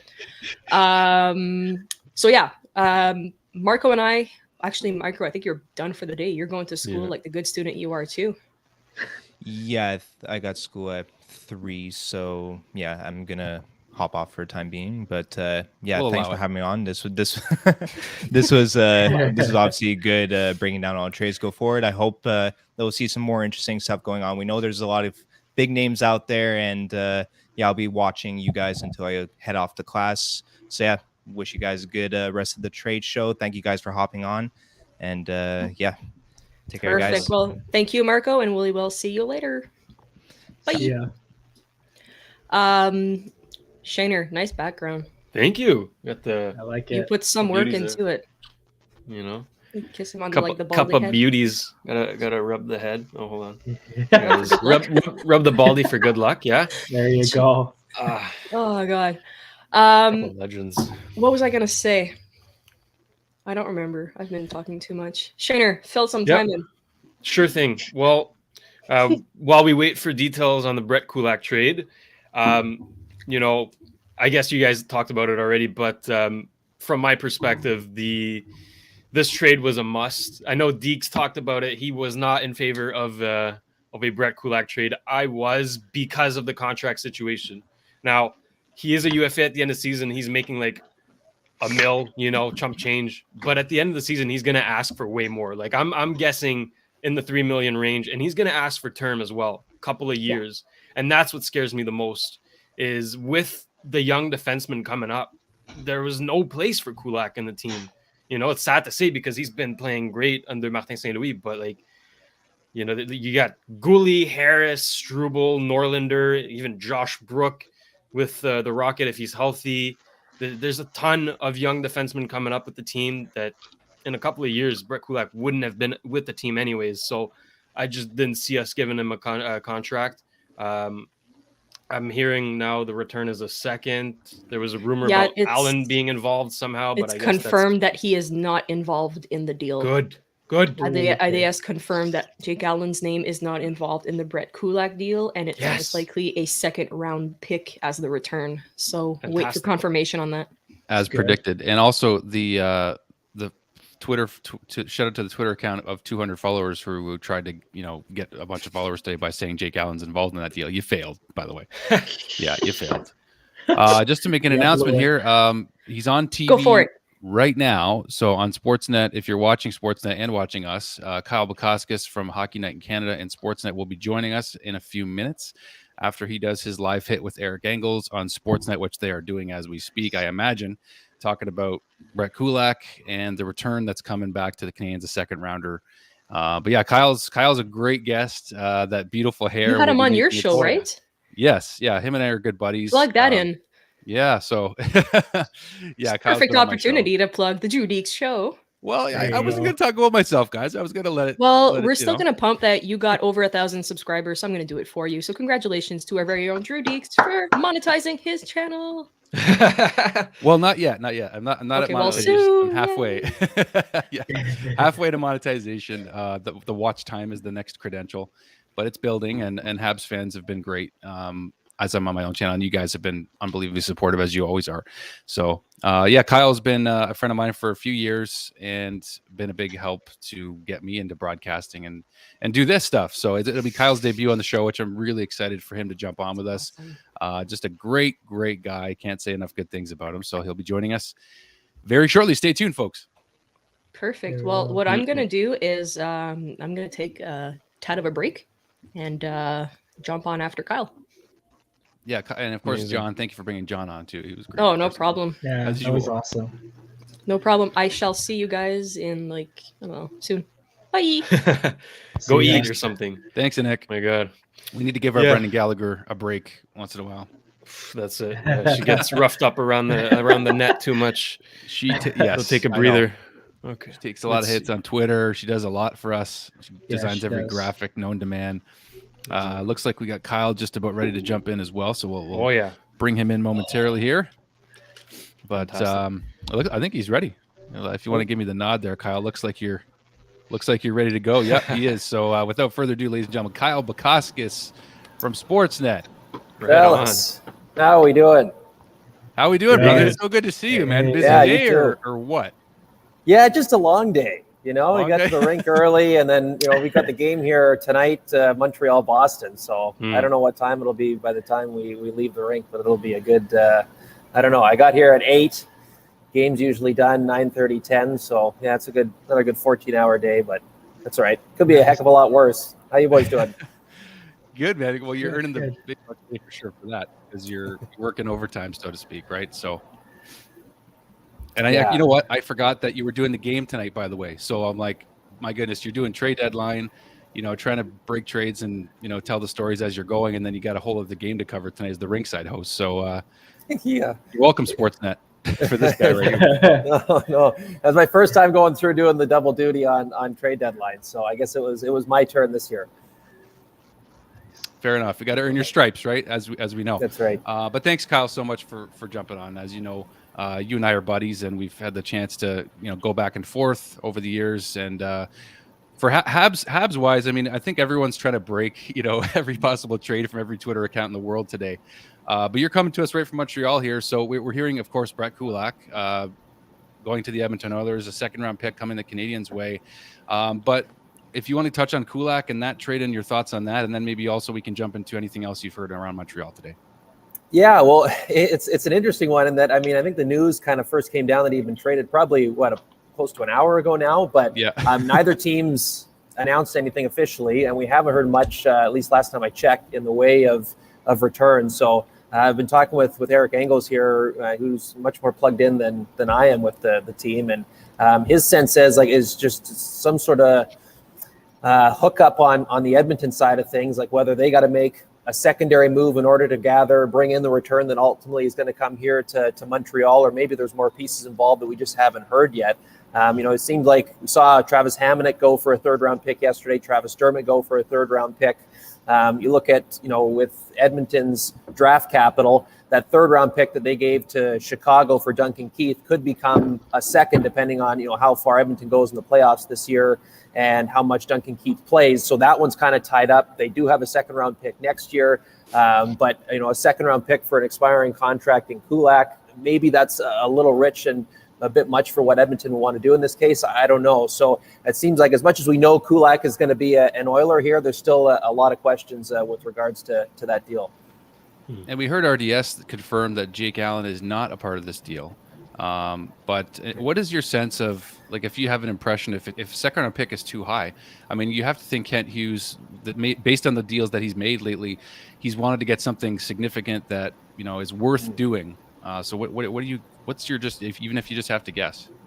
Yeah, I mean, probably a third in theory could be something that you're looking at potentially getting. I understand, again, it's an expiring contract for Kulak. He's going to be UFA at the end of the year. So maybe a third is the highest a team would go. But, we haven't, it's Kent Hughes has made it pretty clear since he's come on here. Unless he's getting the return that he's seeking for a player, I mean, he's not going to make the trade. I think he'd be more than happy that if no one stepped up and made the offer that he was hoping for Brett Kulak, to keep him here in Montreal, right? He said last week after the Sherratt deal that he loves Kulak as a player. You see in his role kind of expand here and a bit of a fresh start under a new management, new coach of late, and he's put together, some really good efforts here. So the fact that he has gone to Edmonton, we know that for sure. The return has to have been something that Hughes wanted from the start, because as we've seen from the jump here, I mean, he's not willing to budge any other way. So what does your schedule look like right now in terms of when, like, do you have any more TV hits until the game tonight? Like, what's your schedule look like the rest of the day? Yeah, well, I think the trade show's on the air until 5. So unless we've done our couple of hits here that we were initially scheduled for, and unless anything else significant happens here in Montreal, maybe we'll get one more in. But for me right now, I'm just kind of hanging out of the rink and prepping for the game here tonight, and then may have another hit or two along the way. And pregame show at 6:30. It's great that Ron and Tara back out on location Lloydminster tonight after doing a number of games in studio, just with more restrictions coming back into place with regards to travel and all that. So looking forward to that. But yeah, right now I'm just kind of in prep mode, man. But at the same time, got one eye on what's going on here and making sure staying up to date with it all. So yeah, how you guys been doing? Shane, I I mean- mean, I'll let you guys talk. I've just been reading my phone for the past 20 minutes looking for something. But one interesting rumor that I've heard, which makes sense to me, is the potential chemistry with Petrie and the Los Angeles Kings. Considering that Drew Doughty got hurt again, the guy's been made of chocolate this season, but nonetheless, Petrie would take a second pairing role when Doughty comes back and fill in Doughty's shoes while he's out. So I think that could potentially be an interesting deal. What do you guys think could happen there? Yeah, potentially. I guess for a player like Petrie, again, a guy who's got obviously a little more cap space and more term, those ones are a little trickier to pull off at this time of the year, right? I mean, the fact that he's played much better since Martin St. Louis came aboard, I think has eased things in terms of maybe there isn't the same urgency to try to find a trading partner to make a deal happen there. So could something get done in the next hour and a half? Maybe, but he seems like the type of player that if they are ultimately going to move on from around the draft or in the summer, seems like more of a fit. But whether it's Los Angeles, I think Detroit could be another sneaky team. Obviously, he has great connections to Michigan. There's still, I don't think he has still not anywhere near as poor of a player that he's shown at times this year. I still think teams see value in him, but it does become a little bit more challenging given how much he's earning per year right now and the term left. No doubt. This is a good question coming from Sarah. If Petrie moves today, can we even ice a team tonight? Right. We're wondering about that too, about who's coming in because you've got so many other guys hurt. So I know Cale Clegg is out. Renaud Lavoie was reporting maybe David Savard could be a guy who returns to the lineup with Kulak moving on to Edmonton. I guess the good news is that Laval's in the middle of a homestand here. So if you need to make a call up from the American League, it's a short trip for someone to come down to the Bell Center to play tonight on short notice. But yeah, warm-ups could be interesting tonight here, boys. Jeez.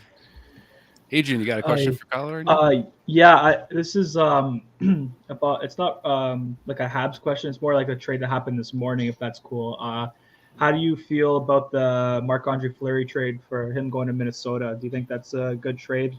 And Minnesota giving their goalie to the trainer goes to the Sharks. How do you feel about that decision? Yeah, I love it. I mean, you got the ultimate competitor in Marc-Andre Fleury that I think deserves to be in the playoffs every year. I thought he did all he could for Chicago in a tough situation there. Obviously, this was a scenario that had to make sense for his family if he was going to green light this. Everyone knew this going in. And just watching Minnesota this year, I mean, I really love their group. How far it takes them, in a Western Conference that also features the likes of Colorado and Calgary. I mean, and St. Louis for that matter. I mean, he's trying to run it back again after going all the way in 2019.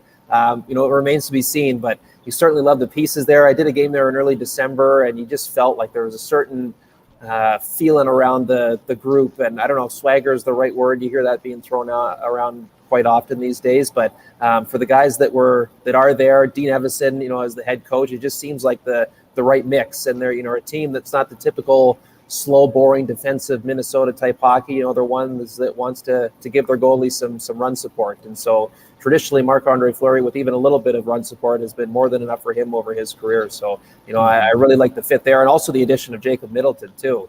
Hasn't had a lot of NHL experience, but given, the price of him contract-wise to make it fit there, makes a lot of sense. And, I remember covering him a little bit with the 67s in Ottawa.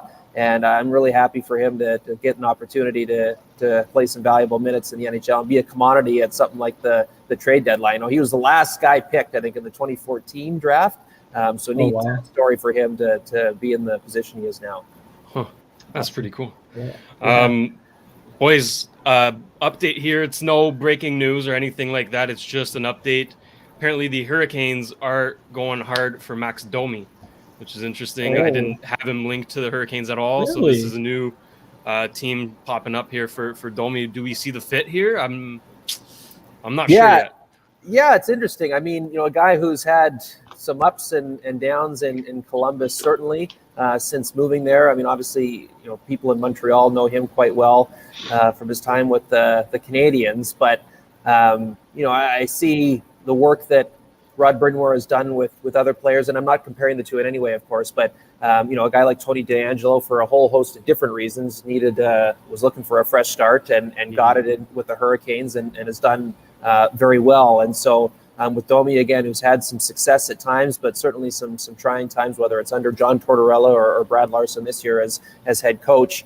Maybe that's the right fit there. I mean, Brindenborg's got a way of getting the most out of guys, and the environment's been created there since he became head coach in Raleigh, that there's a certain standard and expectation if you're going to play there, regardless of what your role is. Max Domi, I think, is a guy who wants to win and play meaningful hockey, and if that ends up being the case where he ends up in Carolina, he's going to get an opportunity to do just that. Yeah, sounds like a decent fit. At first I was thinking maybe Pittsburgh was looking for a depth winger, maybe a guy who could play center as well, can play all three positions. But, I mean, that's a great analysis. I could see him going to Carolina for sure. That's interesting. Oh, special guest on Deeks right now. Very, very cool. Introduce him. Introduce Sherm. Okay, who guys. we got there? Yeah, so Kyle, I've talked to you about him a bunch of times. This is Sherman. This is my pug. So, yes. So happy trade deadline day from Sherman, everybody. Yes. Nice.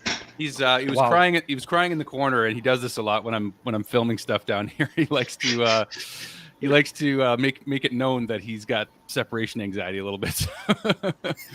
So that's good. That's good. I was doing the same thing with Engels today. He was on the phone talking to people, and I was in the corner whining. Come and talk to me.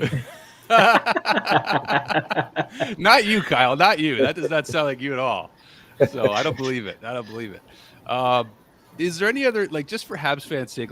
I know that it's rumor hour, galore for the next hour and a half, hour 45 minutes. But maybe even if you look forward, Kyle, if we're looking into the summer, even just so that Habs fans have something to chew on. What do you think is a necessary, or if it's Carey Price or whatever it happens to be, whether it's moving Weber's contract, what's something that you think Kent Hughes and Jeff Gorton want to do to take the next step with this team, whether it's in the next hour and a half or in the next 6-8 months or something here? Probably the Shea Weber contract would be a big one, right? Because we're in the era now of trying to create cap flexibility. We've seen, Montreal or Vancouver, since Jim Rutherford and Patrick Allvin came on board there. They've done a pretty good job in starting to create some space after being in cap hell for a number of years under the previous regime. And Montreal's in a similar spot where they want to create some room in order to adjust things and refresh and retool and rebuild and all the rewords that seem to be thrown around these days, give them the ability to do that. So I think, understanding that it seems very likely that, Shea Weber has played his last game in the National Hockey League, then, if you can make a way to move the contract and create some room, that would certainly be one to look at it. And Carey Price too, he was out here again this morning for the morning skate, took shots. Joel Edmondson said afterwards, it looked like the old Carey Price out there again. So I really wonder, guys, it seems like after, maybe it seemed grim a few months ago, the prospect of him playing some games this year, it seems like the likelihood is starting to grow a bit here, which would be big for him, big for the club. I think it's just hockey's in a better place when he's a part of it and on the ice for games. So I think, so long as he's healthy and can stay healthy, which I know is can be a bit of an asterisk for any goalie getting on in their career.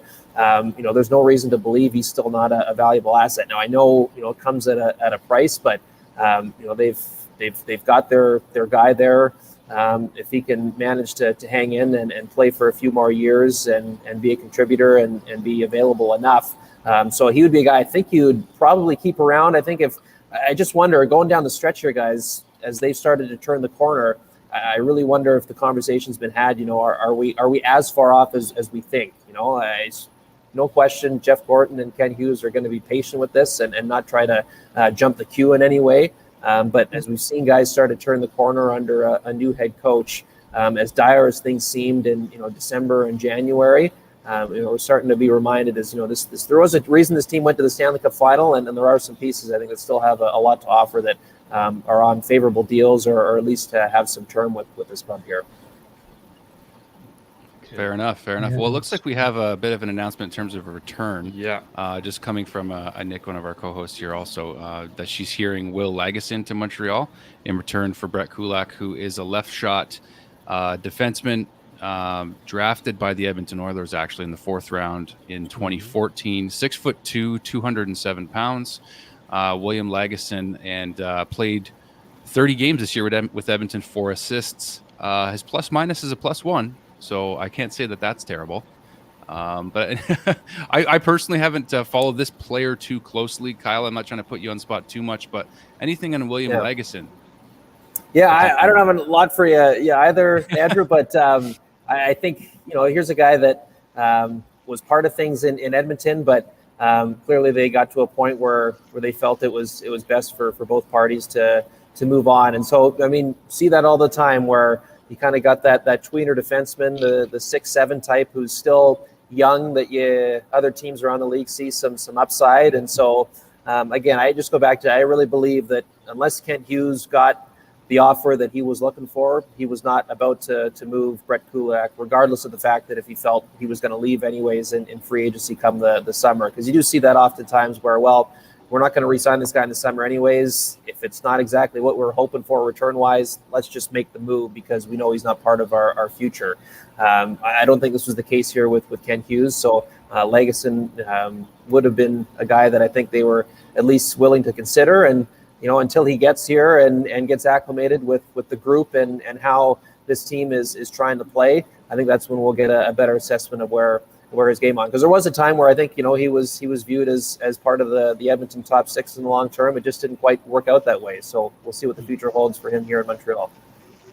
Yeah. Now, in terms of just other teams, are there any names that would either shock you or not shock you to go? Anyone that springs to mind with the next hour and a half here?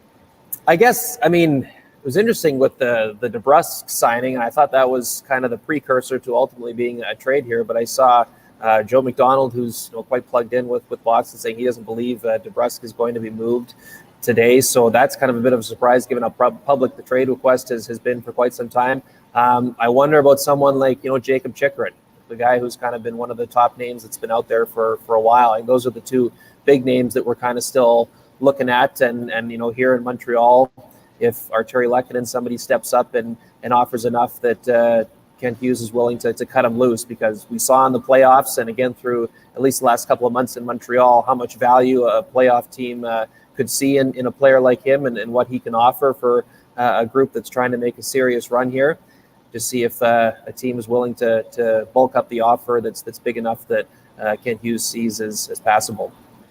Yeah. Go ahead, Shane. You got something? Speaking on DeBrusk, actually, we have to go back to the famous 2015 draft where Boston had 3 back-to-back picks and they screwed the pooch.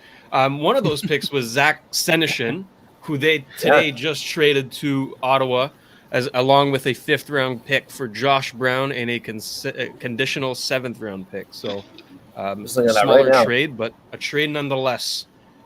We're getting something. Wow. Yeah, it's something. I guess, the draft, it's fun to go back in years past and look at, oh my God, I can't believe they took that player there, or oh my goodness, that player was still available at that pick. You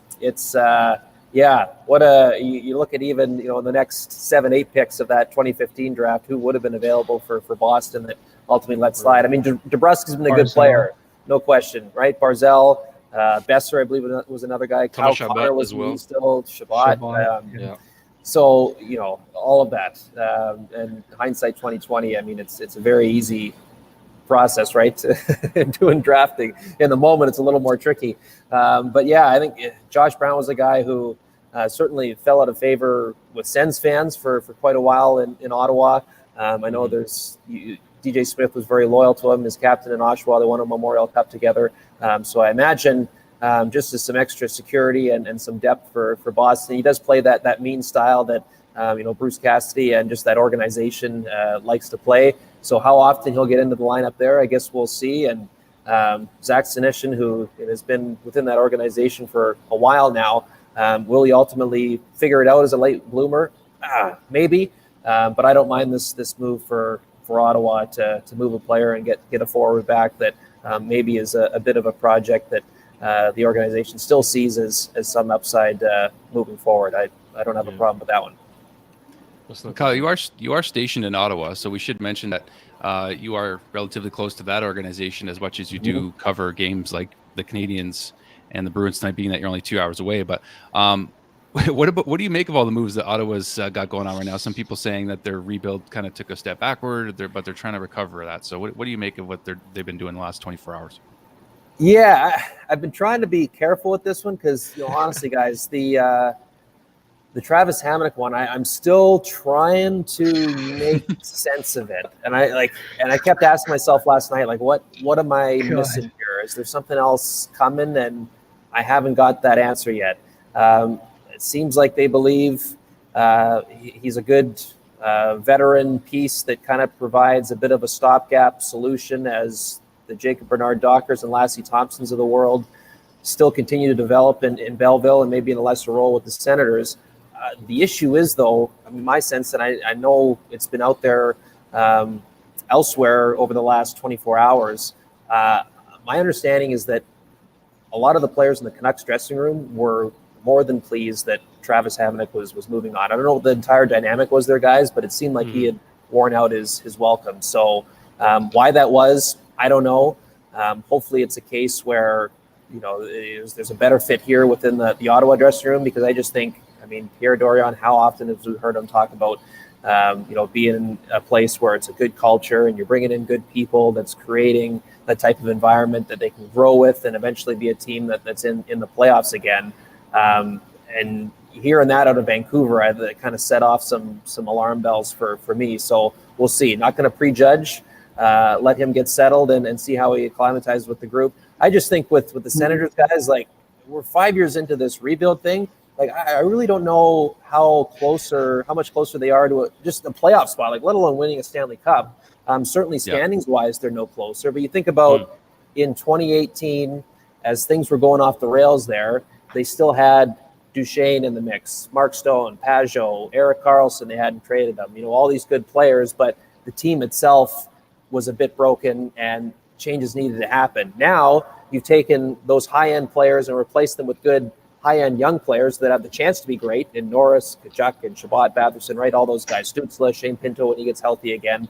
But the supporting cast around them isn't anywhere close to enough where you're going, man, if they could, I understand they've had a brutal year with regards to injuries, but it's still, you're not going, if they had just stayed healthy, maybe they had a chance at getting to the playoffs. So I really believe over the offseason, there has to be some hard conversations within that organization of like, okay, where are we really going here, right? Are we going to continue to bring in these players, free agents that are into their 30s that we signed for a year, maybe 2 years, that really aren't going to move the needle in terms of making our team better and supporting our younger top guys, because that seems to be the revolving door that's been going on here of late. You look at a guy like Michael Del Zotto, they signed for 2 years. In the summer, he plays 10 games, and now they've effectively banished him to the American League, and they'd rather pay him his full salary to stay in the American League rather than eat half of it and have him move on somewhere else, and he's off your hands now. Like, a lot of that just really puzzles me. I sent a tweet out last night, like, it's all just puzzling. So I just, where the direction is going here, again, got a lot of respect for the young guys and how they've established themselves, and think there's a good group there, but there's so much more that goes into building a legitimate winning organization, and so much more that needs to happen in Ottawa. Oh, okay. Well, it seems like this is confirmed now. Just for everybody that's tuned in, and Kulak for Lagesson and plus a second confirmed, which I think is Nice. that's not a bad return, Kyle. For we were Mr. thinking Kulak the second there. was too high, and they got another roster player out of him. So That's can't use a rate for you, eh? So, well, there you go. Like, right. Like, so the three trades he's made in Toffoli, Sherratt, and now Kulak. I mean, that's he's done a pretty good piece of business on all three there. So as we're kind of judging our early breakdowns of his trades as a general manager, I think he's done pretty well. I mean, Habs fans should be excited about the direction things are going here. No doubt. We're Habs fans, right, guys? So are we excited about that or what? I find like every trade they've made since the new regime has been pretty good, and it's good for the long-term success of the team. And I like the approach of this new management regime too, how they're not trying to rush things right away. Like again, all due respect to Bergevin, but I felt like every year at the deadline, it was like, we got to contend and we got to win now. And the team clearly, sometimes wasn't good enough. The 1 year in 2019, they had a chance, to make the playoffs and maybe make some noise. But aside from that, you should have just had the more different approach like the Kent Hughes and Jeff Gorton have. But it's good to see going forward, right? So positive. And we're not getting grinders anymore. I mean, like you said, Yeah, Adrian, for every real. year it seemed like we got 3 to 4 fourth liners on the team who brought nothing. So it's like the trade deadline was just a waste in the end of the day. So like you said, these returns are really nice considering the direction we want to go for. Looking good. The most frustrating one was 2017 when they were going to be good. Like they looked like, Claude Julien comes in, changes things, and then they go and acquire like Dwight King and a bunch of like Steve Ott, who was at the end of his career. I'm like, come on, man. Yeah, that was Kyle. You remember that? You were covering the Canadians. Was that when you were full-time rinkside with the Habs that season with Sportsnet? Yeah, that was my 1 year. Oh, wow. So that was my first trade deadline with this team. Yeah, I remember going into that day and looking at who potentially could be coming here, and then I forget who the first domino was. If it was Dwight King, and it was kind of like, oh, okay. And it was like, and now we've acquired Steve Ott. And I was like, all right. He was a great guy. Like he was hilarious when he was here. And then it was like, and now we've acquired Andreas Martinson. And I was like, oh, okay. Like I just remember as the day went on, it was like, is this really the direction we're going? Like they won the division that year. Habs legend Dwight King. Yeah. Oh, man. And at least one of those 3 were a healthy scratch. I kind of think throughout that series against New York, each game. And I understand the purpose for depth, but yeah, that was I remember that one, and maybe not for the best reasons, as I'm sure Habs fans can attest to. Yeah, well, based on what you're saying, and we're going to let you go here, Kyle, because I think you've given us a bunch of your time, so we appreciate it. It was just good to see you again, because we've been you too. Sorry, I have one more thing. Yeah, go for it. For Kyle. What do you do with the hair to make it so perfect like that, man? I've always wanted to ask. We all want to know. Yeah, I want your secret. This you can give us some insider details on, Kyle.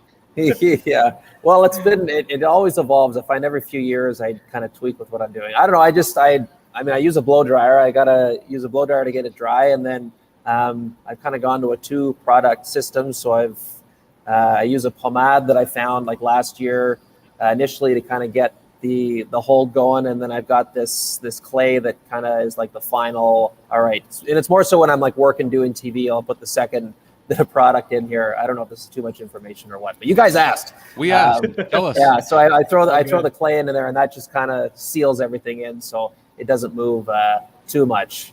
Like we were in Nashville on the weekend, and we did a pregame hit up on the rooftop of Tootsie's Bar on Broadway. And if you've ever been to Nashville, that's one of the staples for honky talks on Broadway. And it was a bit windy in Nashville that afternoon, so I was thankful for the product I had hammered in here to try to keep everything together. It's amazing.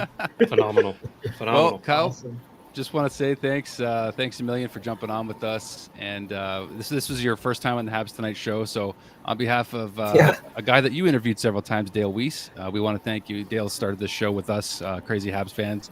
For some reason, I don't know why he wanted to do it, but he did it. No.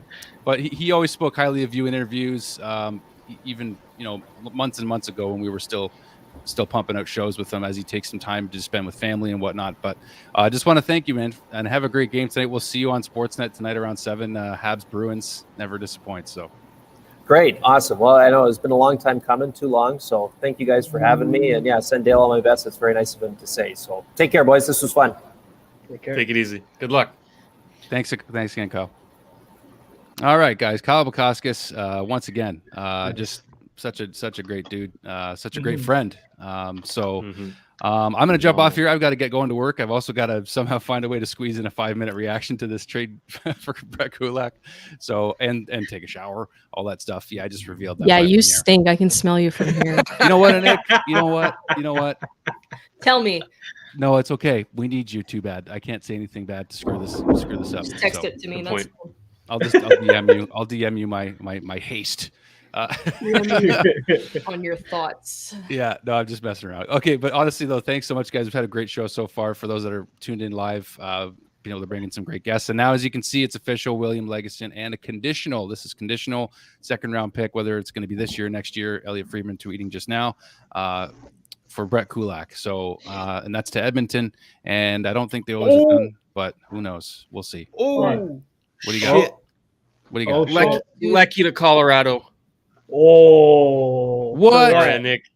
Oh, I'm sorry. No. Okay, this is a great time Oh, to watch. shit.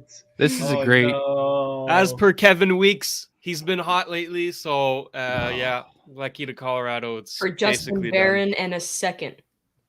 Wow. Second What? is still pretty good. Load up on picks, Wow. I guess. Oh, shit. I thought they were going to keep him, though. They were kind of leaning Where's the towards keeping wine? him. Yeah, let's break out some. Oh, why did Kyle have to jump off just now? Oh, the Damn. timing, eh? Right, as soon as he jumped off, I refreshed my phone and I saw that. Come on. And Nick, Oh, man. I'm not okay. Shit. I am not okay. Just pour out the wine. It's You know okay. that what lady? I'm the what lady. What? What? Yeah, no, I'm not okay. Okay, what's the I'm not return okay. again for Lecky? What's the Oh, return, shit. please? So I can Justin update Barron and a second. this. Justin Justin Barron. Barron Barron. is really good, though. Justin Barron's a really good Okay, well, return. stat me up because I need Yeah, to I'll change do my that mood on right this. now. But no, Justin not Barron okay. is a top of the Colorado prospect pool. So this hurts, but let's give you the deets on good old Justin here, hockey DB. I think Let's Nick's do ready it. for that. She's too heartbroken. So with the Halifax Mooseheads in 2021, 2020-2021, he finished the season with 31 points in 33 games. This year with the Colorado Eagles, he had 20 points in 43 games. He played for Canada in the World Juniors U20. He's 6'2", 195. He's a right-handed defenseman. So, again, pretty good return. And the second, not too bad. But Lecky, man, that sucks. That really hurts. I still don't see it. But Kevin Weeks has been on a heater, so that's hard to argue there. So anyway, I'm hoping that Kevin Weeks is in like some sort of a basement and that his connection's not too good, so that maybe he misheard that. Yeah. Kevin Weeks reporting from his bathtub. all right, guys, I got to jump off. But Nick, my condolences if this Thank you, does Andrew. get confirmed. Ah, shit. She's I so. will- Yeah, no. All right, Damn. I feel so bad. I'll talk to I you know. later. We'll talk later. All right, guys, have a great rest of the show. Bye. Thanks, Deeks.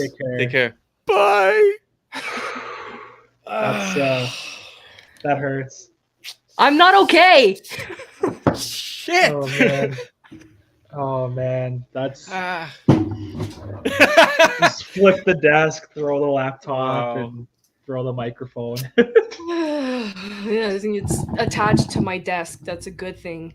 No, Brian, I'm not gonna need another break because if I take another break, I'm gonna go break stuff and not come back. I'm fine. I don't know, man. No, Like, you know in Friends when Ross is like holding his little martini, he's like, I'm fine. Yeah, Yeah. that's me right now. Like, I'm fine. as long as Galley doesn't get traded, then I might. Oh yeah, you had to play that. It's perfect. I'm gonna Shane, you make the love my TikTok life. later. I'm gonna make a TikTok video of that later. You might want to turn it off. We're gonna get copyrighted on that. Yeah, not too long, but YouTube, don't ding us, please. Thank you. Yeah, that's honestly though, guys. I thought he was, from what they were saying, Hughes was saying, was it looks like they were gonna keep him, because they were making it known maybe he's a pretty valuable asset down the road, right? That could help the team, but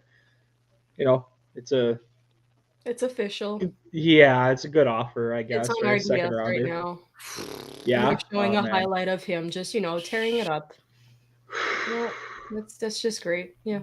No Yeah. wonder his dad wasn't answering me this morning. I was chatting with him quickly and then suddenly he just stopped talking to me. Thank you, Ismo.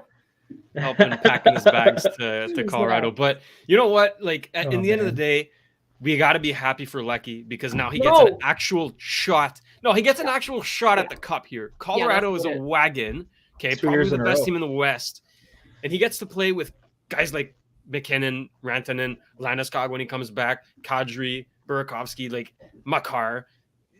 So, fair enough. True, But, yeah.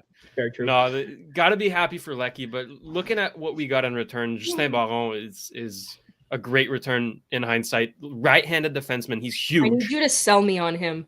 Like Okay. like sugar coated up. So please. In our defensive prospects, most of them are left-handed. They play on the left. So we do need some help on the right. And he's a guy that's ready for like next year. You know, he could definitely make the jump to the team next year. And he brings some offense as well. You know, he's a good defensive defenseman, but he can bring some offense. So it's kind of hard to sell right now because I'm hurting as well. But let's try to be as Habsitive as we can, because man, my Habsitivity shirt is a lie. People lie. You know what though, guys? Like I just saw a comment down there. Apparently, it's a second rounder in 2024. So honestly, though, there's nothing wrong with getting those picks for like 2 years, a year or two from now, because like you don't know where those teams are going to be next year, right? Because like I was saying about the Florida trade with Sherratt, because the Sherratt first rounder is for next year, right? So Florida can have an off year next year, and we have a good pick, right? So that's why I always try to think with these trades, right? So yeah, you never know. That's all I can say. Oh man. Some couple waiver news as well. Peter Mrazek actually cleared waivers, so he is heading down to the Toronto Marlies unless they want to do something else with him. And Arizona claimed the goalie that Satelli or whatever his name was. The Leafs one? Yeah, the goalie that Leafs signed.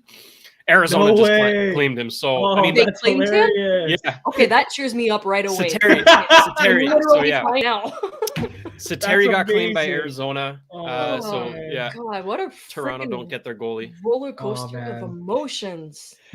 Yeah. Woo! To the chat. Thank you so much for your support. I mean, you know. You're like an anchor man. I'm a glass case of emotions. Yeah, that's good. I'm gonna cry myself to sleep tonight. Actually. I don't blame you. That's no, rough. okay. I'll explain why.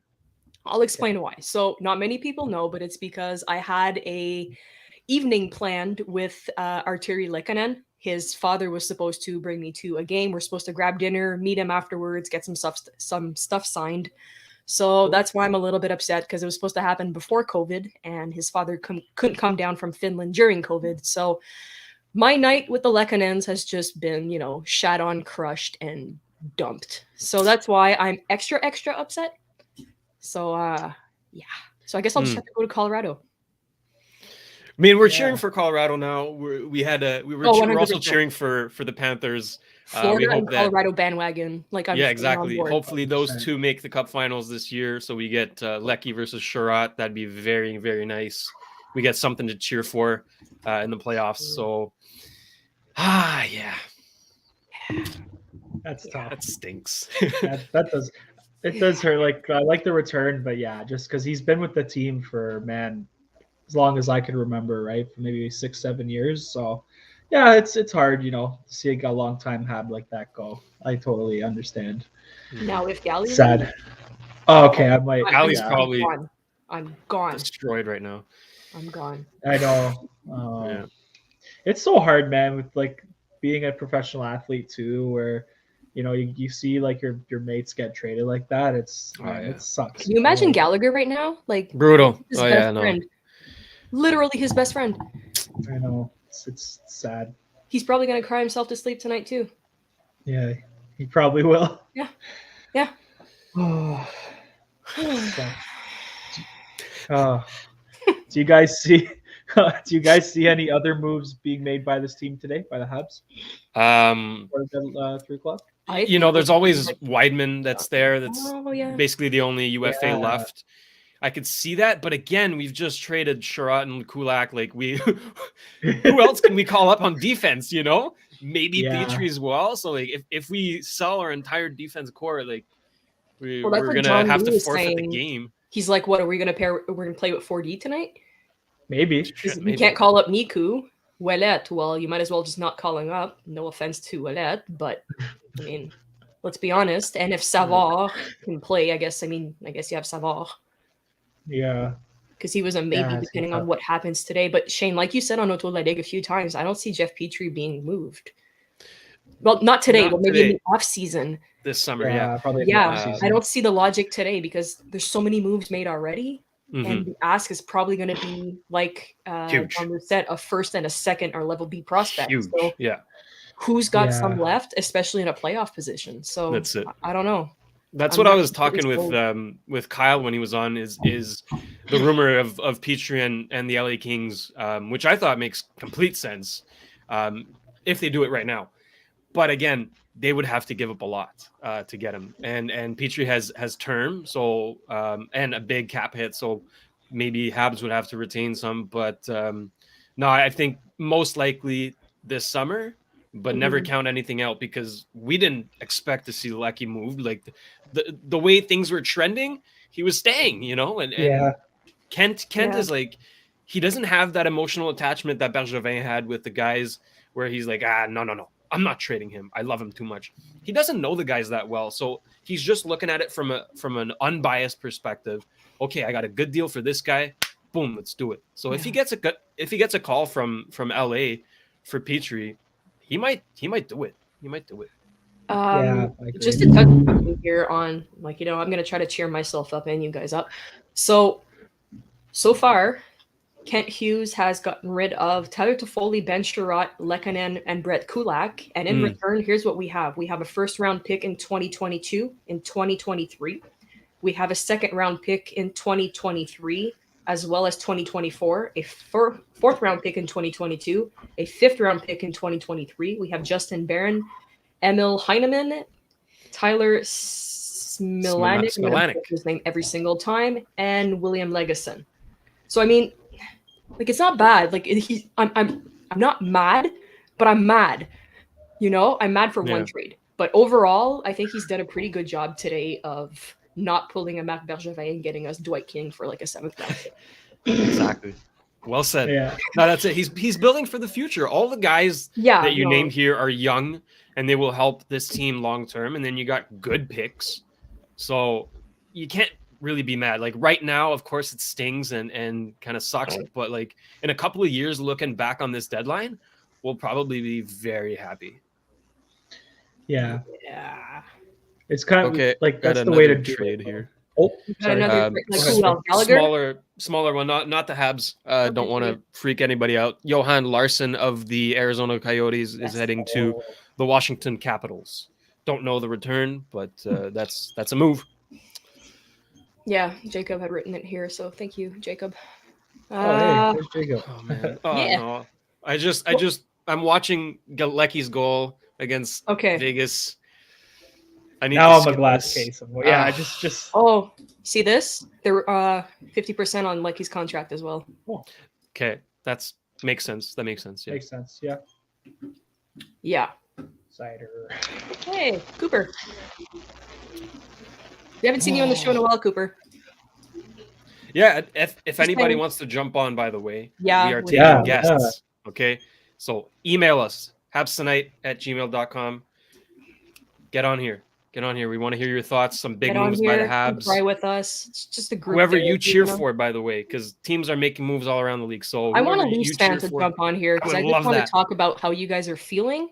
Like, genuinely speaking, Yes. I want to know how you guys are feeling heading into a playoff spot, and with your goalie being claimed off waivers, and your defense not looking super strong, and with the other teams looking much stronger than you. So, Yeah. genuinely Yeah. curious of what's going on through your Yeah. heads. Lots of uncertainty in Leafland right now. So. It's hilarious. Yep. I mean, Another man. another on. team I'd love to hear from their fans is Edmonton, because Yes. my goodness, and Nick, we've talked about it countless times. You and I are now. specialists in Holy talking shit. Edmonton. Let's go. It is Oh, ridiculous. Edmonton. Okay, Ken Holland should be arrested. There should be a warrant out for Ken Holland right now, because you see a guy like Marc-André Fleury going for a conditional second round pick, and you're telling me you can't do that? You see Kakkonen going for Jacob Middleton, and you can't do that? Are you kidding me? If I was an Edmonton fan, I'd be freaking out right now, and I already am kind of freaking out, and I'm not an Edmonton fan, so this should tell you, like, pisses me off how they're wasting McDavid and Draisaitl, two of the best players in the world, rotting in Edmonton because the dude at the top doesn't know how to make a trade. He's too much of a wimp. Dude, just pull the trigger. You don't need those picks. Do it. Shane, relax. Yeah, it's a shame though with how like pisses me off. It's a shame though about how like bad Edmonton has been, like, and how much they failed to build around McDavid and Draisaitl since they've been there, right? Since they've been there consistently, playing the way they have, right? It's just you can't like have two elite players like that and just have absolutely nothing around them. You know, it's bad. So it's sad though. My question is, to what point do Draisaitl and McDavid say, you know what, get me out of here? Because it's clearly it's not getting better. Like, I mean, okay, it got a little bit better, but it's not getting to the point of, you know what, we're actual contenders and we might make a run for it this year. It's always like, maybe we'll make the playoffs and maybe we'll get past second round or first round. So at one point do you say, F this, move me? I feel like I would have done that like 2 years ago.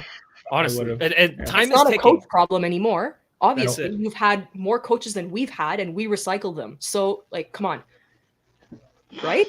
That's it. Time is ticking. I would not be surprised whatsoever if in the next 2 to 3 years, either one of those guys or both of them ask for a trade. Yeah. Okay, because this can't keep happening.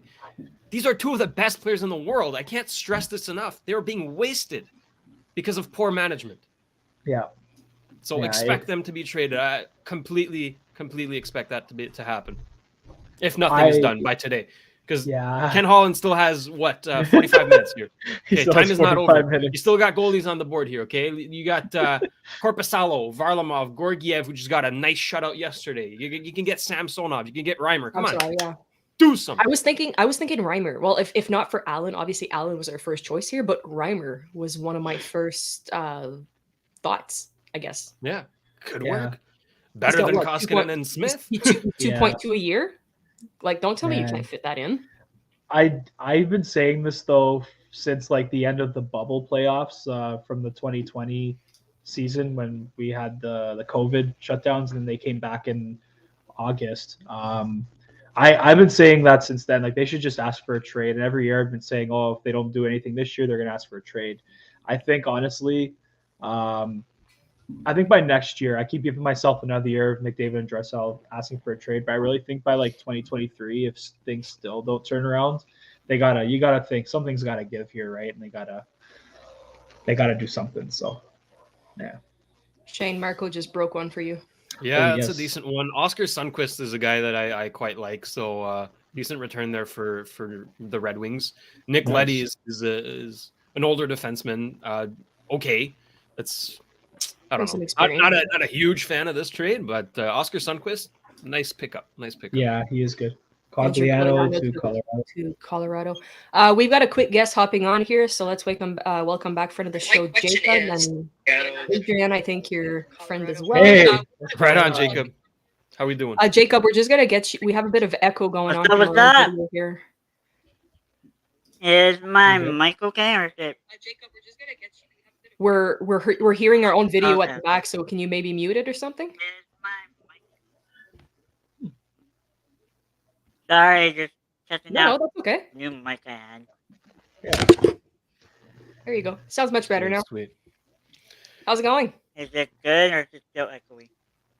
No, it's perfect. We can hear you. Yeah, you're good, buddy.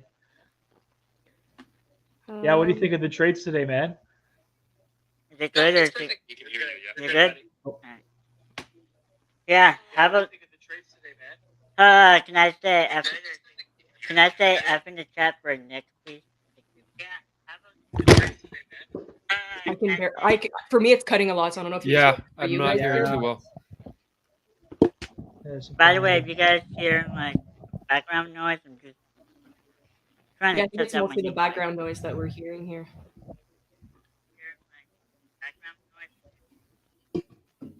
We're just gonna do this until he sets it up here. Okay. Try to maybe give him a bit of time to set it up. Okay, if this is a rumor, it's not funny. I would love that. Yeah, obviously. But wait, hold up. Hold It's on. not. I'm not seeing this anywhere. Yeah, me Do neither. you have it, So- Adrian? No, I'm trying to look for it now. No, that's Yeah, it. that's I just Sorry, I looked. I'm didn't not seeing mean to this tell you. anywhere. Okay, so Yeah. fake Until news. Mr. Kevin Weeks reports it, because this guy's been on fire. I will not believe. Cogliano to Colorado in return for a 5th-round pick in 2014. 2024. That's okay.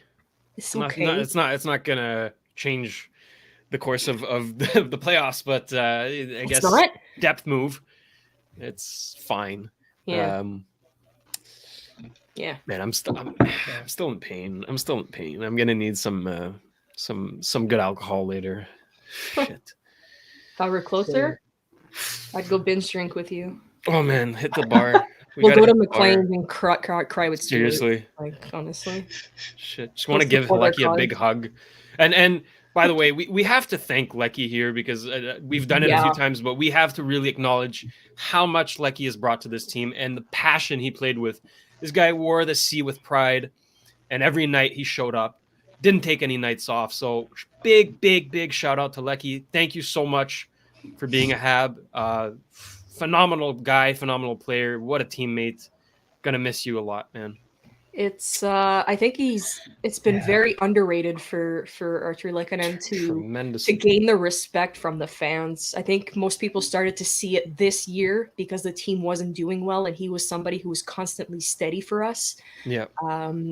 It's gonna be a huge loss in the lineup, not only leadership wise, he was a quiet leader, but coming towards penalty kill and like just everything like that. He was so important to us. I always referred to him as like a Tomas Plekanec type of guy, you know? That's it. Offensively, he was phenomenal. Defensively, he was phenomenal. He was great. Yeah, he was So, great. You know, it's we got our student back. Class ended early, so I Damon, want to give my You missed quite a crying? bit, my friend. Are you done crying? Not. I like the return, but my condolences, and Nick. I know Thank you. how difficult it must be, but I love Justin Thank Barron. you. I was hoping we picked him in 2020, but yeah, him and Gooley were a good pair at the World Juniors, but at least they'll be together again one day, and that day is going to be soon. I'm going It's gonna be to nice. swap here with Jacob, so we're not too many on the stream. But Jacob, can you hear us now? Yep. How about now? Does that work? Perfect. Go for it. bud. So yeah, basically up in the chat room, Nick. Good. That Yeah, no, was that's- man. That was a heartbreaker. That was a shot right in the heart. Oh, dude. But for the Leaf fan, let's do a little number game. 1 for the Geo train. A 1 is a fleece. A 2 not a fleece. So put that in the chat right now. Yeah. Put that in the chat. For the Giordano trade, you're saying? Yep. You're For down. the Geo Yeah. trade. It's I think. Sorry, no, Shano, go ahead, buddy. Yeah, it's an interesting one for me. I think it's a good deal considering that Seattle wanted a first. But Matthew Nyes, wait, was it Matthew Nyes? Did I get my No, sorry. It was 2 second round. It was rumored to be Matthew Nyes, which I didn't like. I didn't like that trade because Matthew Nyes is pretty good. But it's 2 second round picks and a third. Now, if Toronto is again pushing for the cup, they say it every year, but it's not going to happen. This is a good deal. Okay, you get Colin Blackwell on top of that, who's a good depth piece, and Giordano is a great veteran, can get you good minutes and chemistry with TJ Brody. So I like the deal for Toronto. It's pretty fair though. I also like the return for Seattle. I think 2 second round picks goes a long way. And plus, he's a hometown boy as well. So. That's right. Yeah, That's right. he Playing wants for to his go back hometown. home. Very nice. Yeah. What do you think, Adrian? Yeah, I think that's a good trade. I think that's a good piece for Toronto. I mean, I think it was 2 second rounders they gave for him or something. 2 second rounders and a third. Yeah. Pretty steep, but again, they didn't have to give up a first, which was good. They gave up a first last year for Nick Foligno, who didn't even score a goal for them, right? All due respect to Nick, but man, dude, that was bad. But yeah, like you were saying, Shane, he's got chemistry with TJ Brody. They played pretty well together in Calgary back in the day. Giordano still, I think, has a little bit left in the tank for him. I think he's obviously near the tail end of his career, but no, it's a good trade for the Leafs. They needed a guy up front, some defense help too. They got that, so we'll see how that pans out. And Seattle's loading up on draft picks as well. Yeah, I like that they're as doing they that. should. as they should, because they screwed up the expansion draft. That was painful to watch. I mean, we did a live reaction show on that, and it was terrible. I hated their picks, and they're suffering from it now. I mean, again, they are an expansion team. They didn't pull off a Vegas, but this is to be expected, and they are going in the right direction now, finishing at the bottom of the standings, getting a lot of picks. So good things ahead for Seattle. By the way, my bad on the echo. I was just trying out my new toy. No problem. We hear you loud and clear now. All good, man. Good. Yeah. Damon, what'd you think of the deal? The Lehkonen one? No, Lehkonen and Giordano as well, too. I think they're both good deals for both sides. I'm sure we know Lehkonen. We know how much Inick loved him, and and also it's sad to see him go, but I'm happy that we get a second-round pick in Justin Barron. So the way I see it is we got a first and second for Lehkonen because Barron was a first-round pick in a very deep NHL entry draft. Yeah. And the second-round pick, we don't know what it's going to end up being, but this draft is also very deep, so I think it's going to benefit both sides. In Colorado, if this pick gets him the cup, I can see him on that fourth line right now with Nico Sturm, Artturi Lehkonen, and Darren Helm. That's going to be a killer fourth line for Colorado now. That's really, really good. Oh, wow. That's going to be solid. Oh, man. Dirty. Solid. Yeah, and then for the Giordano trade, I did like it for both sides, but the thing is for Toronto is I find they still need more in the bottom six of their lineup. That was the key here with last year. They didn't have enough in their bottom six. We did, and that's part of the reason why, a big part of the reason why we beat them. So I just hope that we can add more to our bottom six. And I mean Toronto. I hope they can add more so they can at least make it more competitive depending on whoever they play. Mm-hmm. Mm-hmm. I'm hearing some trades here. Possible Zach Sanford to Winnipeg. That would be a good trade. Good. I'm trying to see where it would come from. Looking at Elliott here. Cogliano? Yeah, Cogliano as well to Colorado.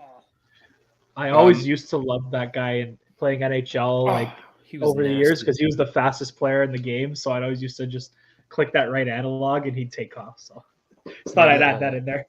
Nasty guy. Boys, there's some big names on the draft board. The trade board still up there. I mean, we've heard rumors about Chychrun. Connor Garland picked up some steam today. Who are some guys that you think could get traded here in the last 30 minutes or so? I'd love to see Max Domi get traded because of how talented he is in his time as a Hub. It may have been only 2 years, but those are 2 very memorable years that I won't forget. And I'd love to see him get a cup. And also the rumor is Carolina. So imagine him and KK have a reunion together. Oh, boy. Ooh. Oh, man. Yeah. And Nick won't be happy, though. Yeah. I think I'm surprised nobody's really talked about them, but Phil Kessel. The hot dog man? Hot dog man. Phil the Thrill. I love that guy, but I'm surprised because again, he's supposed to be a free agent at the end of the year, right? So I heard his names in some rumblings like a couple months ago. People were suggesting, do the Coyotes trade him at the deadline? But I haven't heard anything, which is strange. And obviously he's a guy with, won back-to-back cups. He's been a phenomenal player in this league for as long as I can remember, right? I mean, he's kind of regressed a little bit as age happens, but maybe see him get moved maybe in the last 30, 45 minutes, however long it is. We'll see. I like to see him go and get another cup. What do you think, Jacob? Do you think who do you think gets moved here? I'm going to make a little prediction. I'm going to say Chychrun, Garland, and Kessel in a package. Nice. Ooh, nice. I like that. That's good, Which team, though, I don't know yet. Okay. Fair enough. I don't know who has room for those guys, but yeah, should be good. Well, Jacob, we appreciate you coming on the show. Hey, no worries. And having me, guys. Yeah, for sure. Adrian, do you have any Adrian, good luck on your new podcast, by the way. Sorry? Good luck on your new podcast. Oh, thanks, buddy. Yes. Go check out Adrian's new podcast. It's going to be sick. But Jacob, any final thoughts here? What did you think of the Habs move so far? Final thoughts? It feels like Christmas. Yes. Finally, an exciting draft deadline. Yes, well said, Jacob. Thank you again for coming on the show, buddy. Have a great day, my friend. Thank you, Jacob. Take it easy. So... yes, she did it. Oh, straight off the bottle. Straight up from the bottle, no way. That has to be Yeah. clipped. Yes, Yeah. please. Reaction to Lehkonen Noted. getting traded. Yeah. Noted. Yeah. We'll Yeah. keep that. Yeah. I said I'd do it at the beginning of the show. I said if Lecky leaves, I'm just gonna go straight for it. So cheers. Anything else that happened while I was taking a wine break? Not too much, just rumors for now. Still waiting a good 30 minutes here until the trade deadline. Oh, this is one here that we haven't really spoke about, but was I guess being talked about. Does Chera get moved? I think he I know does. Calgary was in on Chera earlier today. In Seriously? Toronto. Yeah. Really? Oh wow. What the hell? Yeah. I don't see that. I don't see that Well, at You all. don't? Maybe Not for a at team all. that needs a bottom two guy with leadership. You see it happen, right? Maybe, Yeah. but He won't fetch a big return, but you know. Better to get nothing instead of something. I mean, better to get something instead of nothing. yeah, fair enough. Yeah, Fair enough. absolutely. Yeah. Maybe. Absolutely. Kind of like an Eric Yeah. Gustafson return last deadline. Yeah. My main issue with Shara is really the playoffs, because I don't know if he can keep up with the pace of the playoffs. I know he's gonna bruise the guy in front of the net, right? And that could go a long way. But then again, playoffs are a different animal. It's such a fast paced game, and Shara, I don't know if he could keep up. So remains to be seen. Could fit in Calgary. I don't know. Yeah, he could fit as a voice in the locker room, in my opinion, the same way Stahl did. But Stahl actually played a lot more than him. So yeah, Yeah. Yeah, there was just to touch on what Brian's It's an saying. There interesting was a rumor. rumor for Chikrin and Lafreniere Oh this yeah, I wouldn't. morning, but I mean, I wouldn't Nah. put money on it. Nah. well, I want to put the touch on rest of my bottle Lafreniere of wine quickly. on it, but that's about it. Lafreniere. Yeah, I want to say this. I want to see him get traded to New York. I find that he's not playing enough minutes there. His average would be between 13 and 14 minutes a night, and he's someone who needs at least 20 minutes to have a proper impact Yeah. in the game. I agree. And I don't want to see him get ruined by the New York system because they're not really playing him much. And I just love to see him go to a team like Vancouver, or one of those teams that will really need him, and he'll have a bright future in. Vancouver's an interesting topic for him. I would Yeah, imagine him and Besser and Pedersen all on the same line. That would dominate. Nasty. Hello. 100%. Are you guys surprised on Vegas's lack of involvement today with all the Very much injuries so. that they have and the lack of picks that they have and just the shit show they created since being around? Very much so, because they're in a division that's not too strong, Mhm. and they're very well in a position to make the playoffs and finish high in the standings. But like you said, the injuries really hurt them, but they're still competing.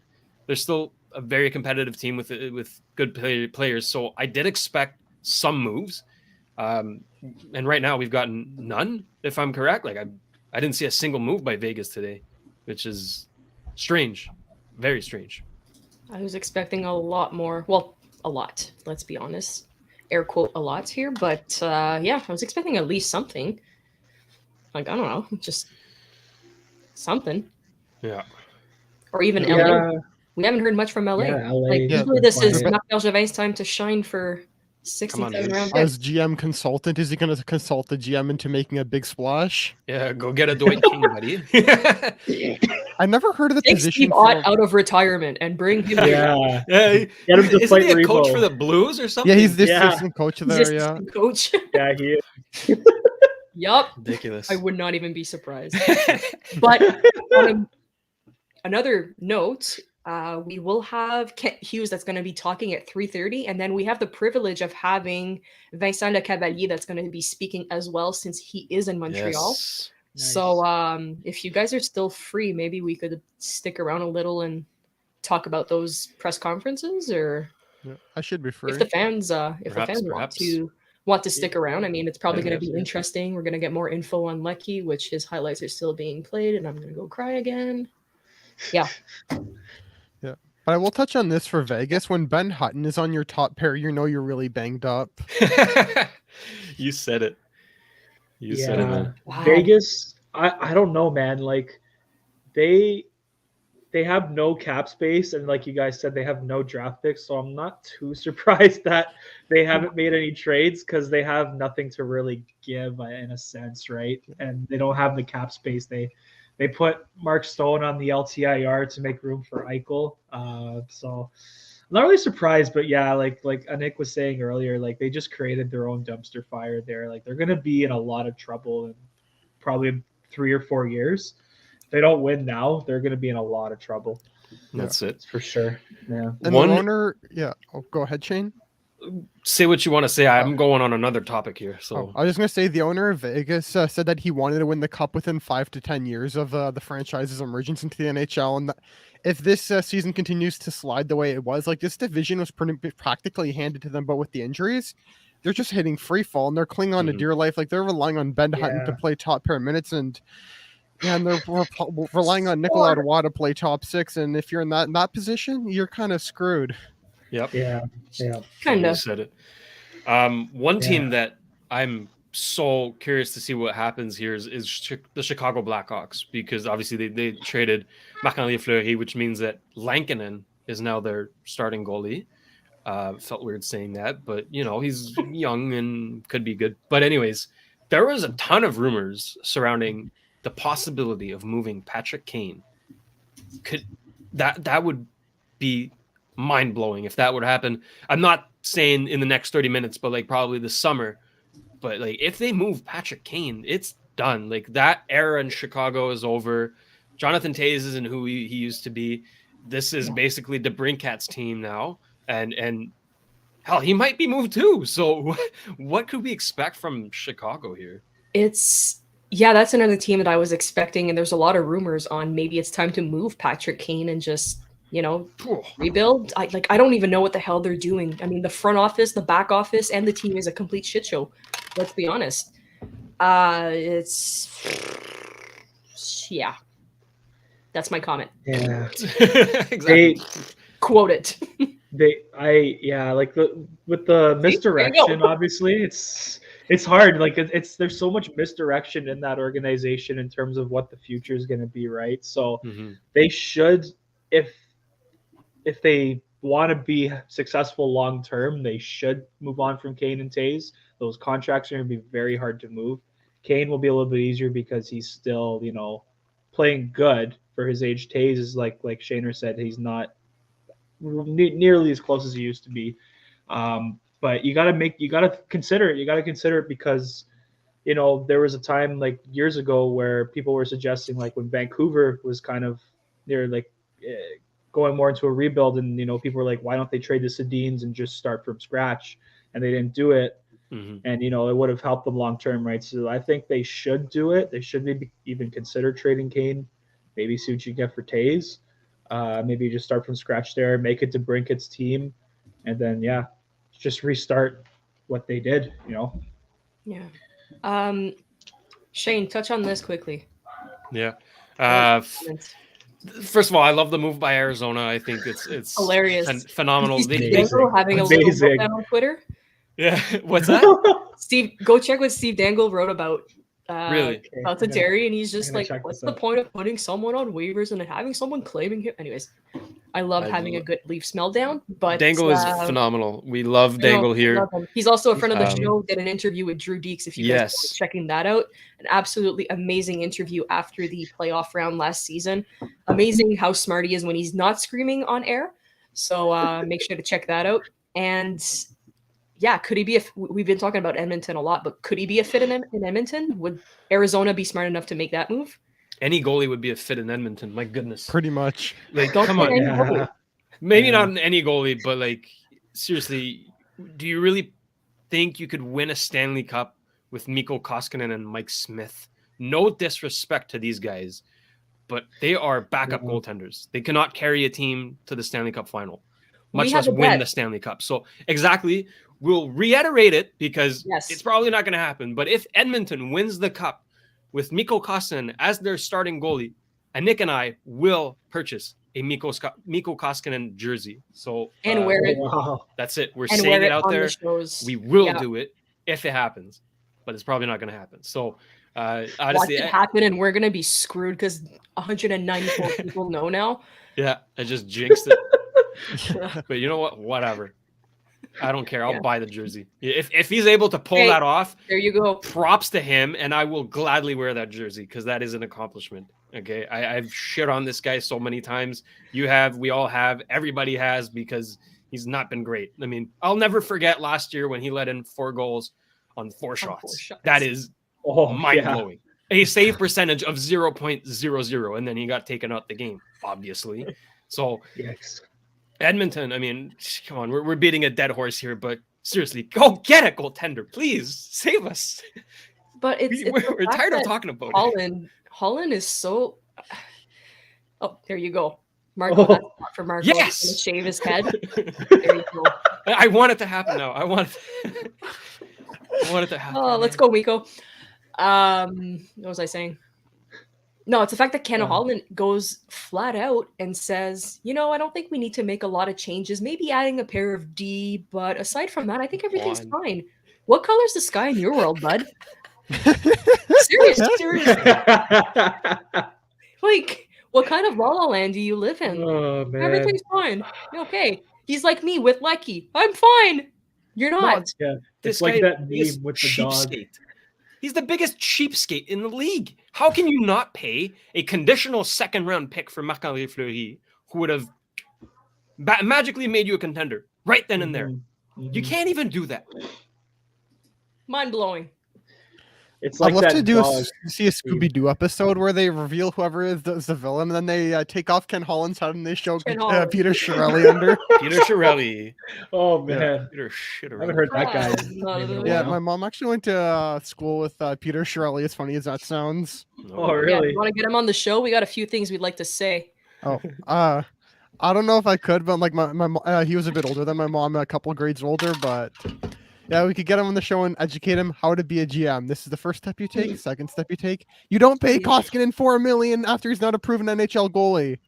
I'm an armchair GM, and I'd be a better GM than he is. Oh man, seriously, you're not even joking too. And you're right. I like this end of sentence here.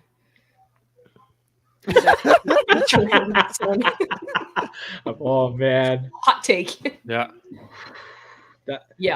He's, I don't know, like, because he's one of those GMs, like, everyone shits on him, right? Well, former GM now, but like the Bruins won the cup with him in 2011. It's just so weird. Like, he was pretty successful with Boston, but like, oh man, like even with the Bruins, there were some trades he made that were just terrible. Like the Blake Wheeler trade was bad. Yeah. Like, right? Like, it's just like, how do you win a cup and then just there's so many blind spots after that, Like, I don't understand.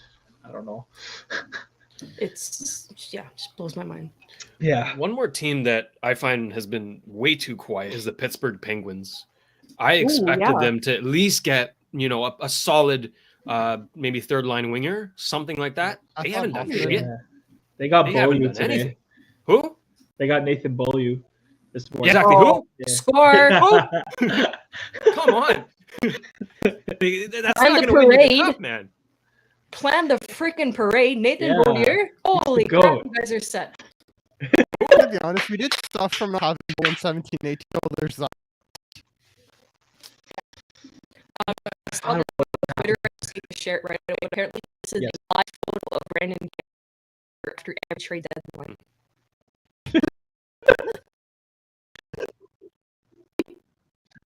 Poor guy, man. Around him. Thank you. Yeah, It's sad. Yeah. Oh man, isn't him and Carey are the 2 longest serving Habs, right? Him and Price. Yeah. At this point, yeah, I think they are. Since 2012 for Galley, and then 2005 for Price. I think he made his debut in 2007. Carey. Mm-hmm. Yeah, it was Lecky too. Lecky was one of the longest. Yeah, Lecky was 2016. Mm-hmm. I remember that. But I mean, look, like obviously we're allowed to be upset, but if you want to get something, you have to give something, and you're in a retool rebuild mode. So obviously you're gonna have to get guys go. It is not the biggest deal. I mean, our returns are pretty good. I mean, we can't complain that much. It just stings in the moment, obviously. But I guess the best thing is gonna be Lecky going to Colorado and hopefully getting his chance at a cup. That's the best possible outcome for cheering me up. Yeah, basically. Yeah. Florida Colorado final would be the best case Oh, scenario I'm on the here. bandwagon. Yeah. If we look here at the Habs future D, okay, next season, let's start with next season, okay. The three guys that are locks for me are Romanov, Edmondson, probably Saval. I don't think Saval's going to move, right? So those three guys are there for sure. Then possibly Baron. I think Baron could make the jump to the league. Goalie, Harris, Norlander. Do I need to go on? Like, we Struble? are deep. We are deep at D. This is very exciting. So if you're a Habs fan, you should be pretty happy. And, we lost Brett Kulak. We'll likely lose Petrie at this summer, but it makes no difference, really. Like, we're solid at D. We're stacked. Usually, sorry. Do you move a defense prospect to better the front? At some point, maybe. At some point. I could see Yeah, Struble you moving, have- honestly. That's it. You have the Struble, pieces. yeah. You could do just about anything. Mhm. Yeah, And for sure.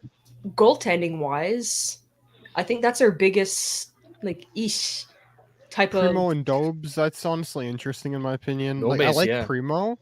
Like, Dobes, I'm a big yeah. fan of him. I could see him being a starter if he just gets more time in Laval for another season or two. But Dobes is a very interesting case. He had an okay World Junior A challenge, and the World Junior A challenge is like one of the more interesting tournaments. It doesn't really market it, and Oh, pretty shit. much. Sorry.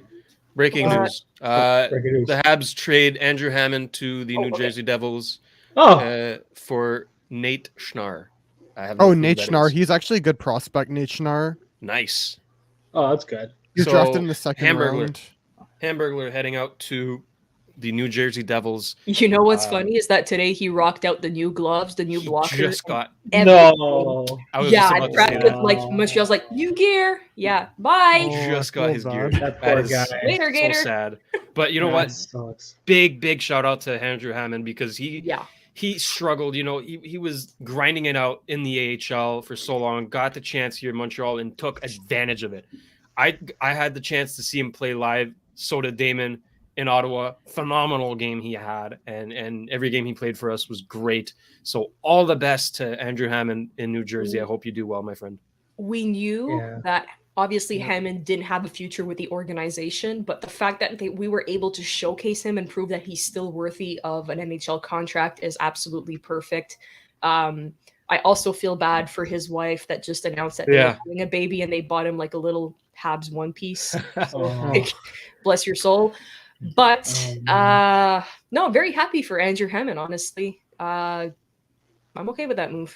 It Yeah, sucks, and- obviously, because I liked him, but pretty happy. Yeah. I'm not Nate opposed. Schnarr was also teammates with Nick Suzuki, so there's Yes, that. talk Yep. about him. Yeah, Nick- Nate Schnarr, he's a pretty good prospect. I got to see him play live one time in person when I was watching the 67s versus the Guelph Storm, game 2 of the OHL Cup final, and he played a really good game, and he was on a line with Nick Suzuki. Not saying that's going to happen at the NHL level, but you never know in practice or for preseason it could be a thing, or if injuries happen, they could be in the same line. But at the NHL level, I don't see that being a thing. But they played really well together, and Nate Schnarr is someone who's versatile and he can sort of do whatever you want him to do. Yeah. And I think he's going to be a good player for us if he ends up making the Habs in the future. But yeah, it's definitely going to be an interesting way to see interesting to see how he plays for us. And also, we're sort of buying for Laval's playoff run, so there's that. There's that. Exactly. I have. If Crow doesn't get traded tonight, Oh yeah, probably. he's joining them. That's it. No, I have some info here on Nate Schnarr. He's a 6'3" center, shoots right, Oh, wow. 185 pounds. He was selected 75th overall in 2017 by the Arizona Coyotes. He's 23 years old.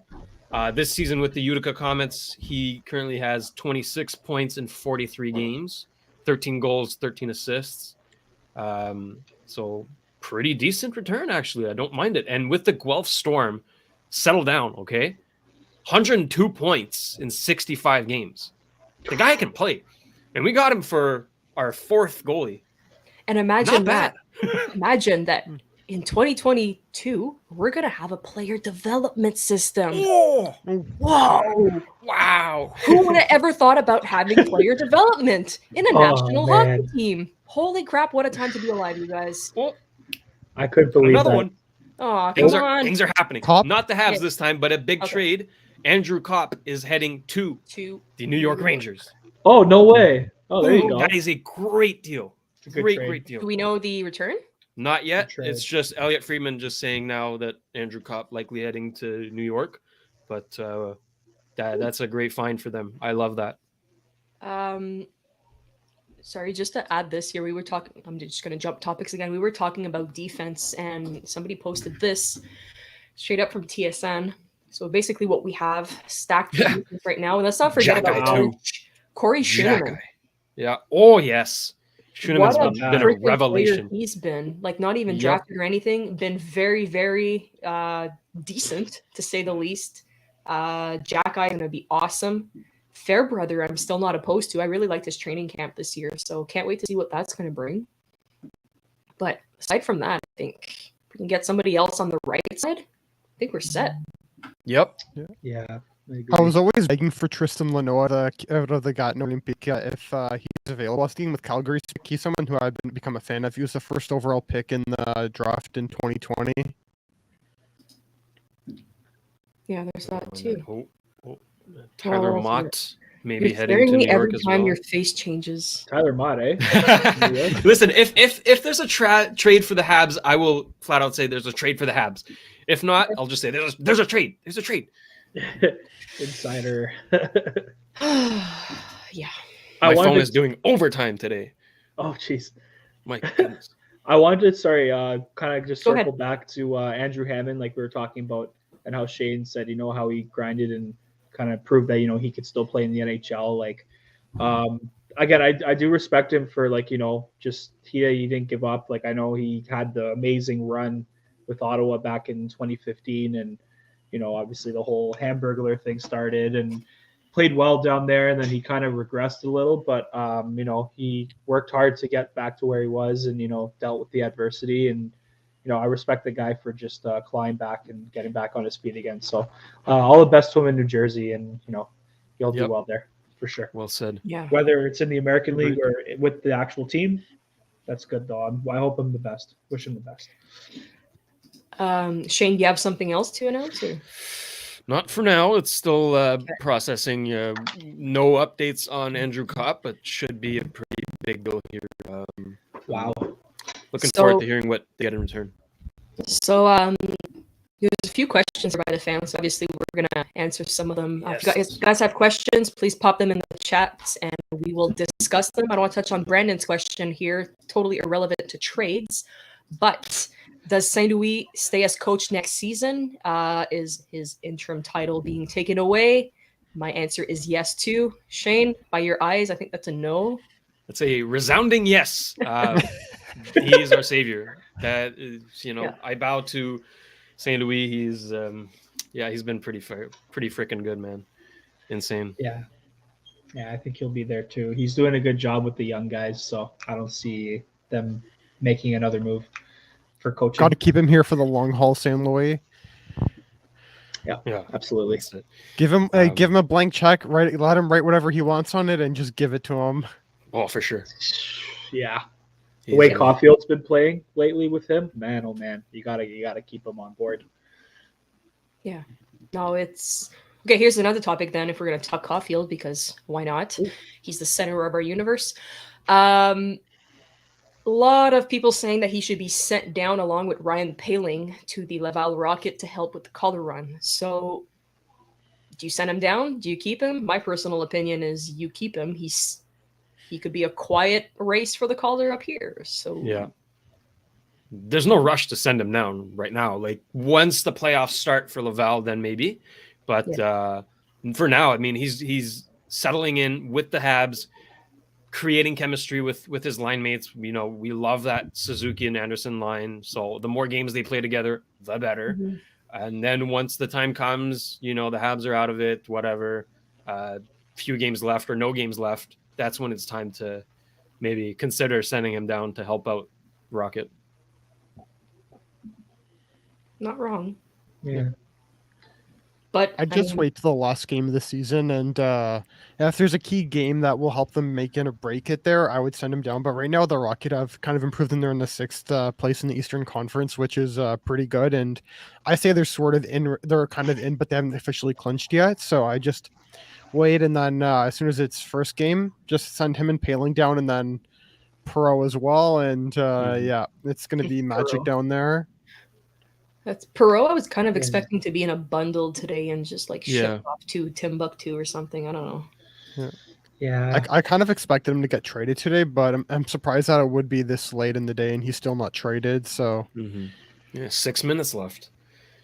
A lot Wow. happened But again, at 3 p.m. Jeez. Some trades do get released after the 3 o'clock deadline, so we can expect deals to come trickling through. Oh my God, what a tongue twister! After 3 p.m. So that's why we'll stay a bit longer after that. Don't worry, we got you guys covered. Amanda, kind of like the Doing Mantha things trade well. last year. That saved the day for everyone. Which one? yeah, The Mantha trade last year. That was huge. That was huge. Did not expect Varana. that. Yeah. did you guys see what Amanda Kessel said? It's unlikely Phil Kessel gets traded today. Yeah, it's like doesn't look like 81's being moved. Hashtag missing out. Wow. I thought he What would the have because hell? he's got an expiring deal, but I guess Yeah. not. But they would have to retain about 50% because I'm pretty sure it's about 7 million. I'm just going to pull up Cap Friendly here just to be my good friend of checking it out.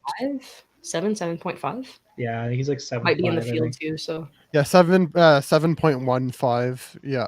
see, it's close enough. I mean, he's 6.8. Never mind. I was reading Keller's contract accidentally. 6.8. If they retain half of that, I think maybe it's Yeah. dealable, but I don't know. I'm surprised that they wouldn't try to trade him, but yeah, it's interesting. Also, I still can't believe Louis Erickson's still making 6 mil. That's Oh the my entertaining part. God. Yeah. Heyo. Nice. He's so. Oh, man. That guy, I remember he scored like 30, 40 goals with Dallas one year, and then he just wasn't the same after. Shane, Pretty there's much, your. That's a Your turn. fantastic trade. Fantastic trade for Tyler Mott. Underrated player. So good. Great Yeah, he skater. is. For a 4th rounder. That's a Michael steal by New York. I love it. Michael Russo just said the Minnesota Wild do have one more trade coming. Uh-oh. Oh, Who Uh-oh. else? Yeah, Who Minnesota's been else? doing really well. Like I Yeah. love Quietly that Fleury well. trade. They're looking good. If they can get like a good defenseman or something, I like that. Yeah, they have to go they're all a in this team. year in Minnesota. hmm yeah, they should. I think This year, he's very the underestimated. Mhm. I was gonna say like Agree. their the expired contracts of Suter and Parise finally kick in. It's like 6 million for next year, and then 7 million for the next 2 years after that are against the cap for each of those guys. So Yikes. they're going to be in cap hell, so they have to really go for it this year. That hurt. That's bad. Yeah, I'm just surprised they didn't just ship off those contracts to Arizona because that's what everyone seems to be doing nowadays. It would appear that Kotkaniemi also got his 8-year extension. Finally confirmed. hmm Just looking for it's a rumor block here, but I'm just looking for the official Wow. thingy-majig. Well, I'm hoping that he gets a shot. Right? I'm hoping he doesn't stay on the 4th or 3rd line. Like, give him some good minutes, please. Yeah. And you're paying the guy big bucks too. Like, what is it? Like 6 million? Some 5, 4? I forget what it is, but it's quite a bit. 4.4. 4.4. 4.4. It's not nothing. Yeah. So Yeah. give him some ice time, please. Come on, Renam, So wake up. just another fun fact. So Dmitry Kulikov will be changing his number and giving Marc-André Fleury, future Hall of Famer, number 29. He will change his Nice. number for number 7. Sorry for Nice. anybody who had Kulikov's jersey. I If anyone, no disrespect. think my favorite was who was it for Seattle? When Louison got traded, the kid who had like the sign is like, "Hey, it's my birthday. Can I get a stick?" And he got traded. Oh, it like, was Yarncroc. Yarncroc. Yeah, Yarncroc, yeah. got traded like 2 hours before, and he's just there with his sign. Hilarious. Poor That's so child. funny. I wonder if Fleury's gonna give him a Rolex watch for There the you go. number, because usually that's what a lot of guys do. And I remember hearing Galley said that Michael Ryder. He gave Michael Ryder the 73 Kovalchuk. back in 13. Yeah, Kovalchuk to Kulak as well. Kulak, Yeah. yeah. Apparently, Ryder hasn't given Gally the Rolex watch yet. He promised it to Wow. him, he hasn't given it to him. So Hey, yeah, he's Michael, on if you're- chicklets. Michael, Yeah. if you're watching this, buddy, Kevin, pay up. sorry, Pay buddy. up. You're probably one of the only people who had a Kulak jersey. I'm so sorry. Oh, Not many people have Kulak's jerseys. That's Well, true. that I I know. haven't seen many. I haven't seen them. haven't. Yeah.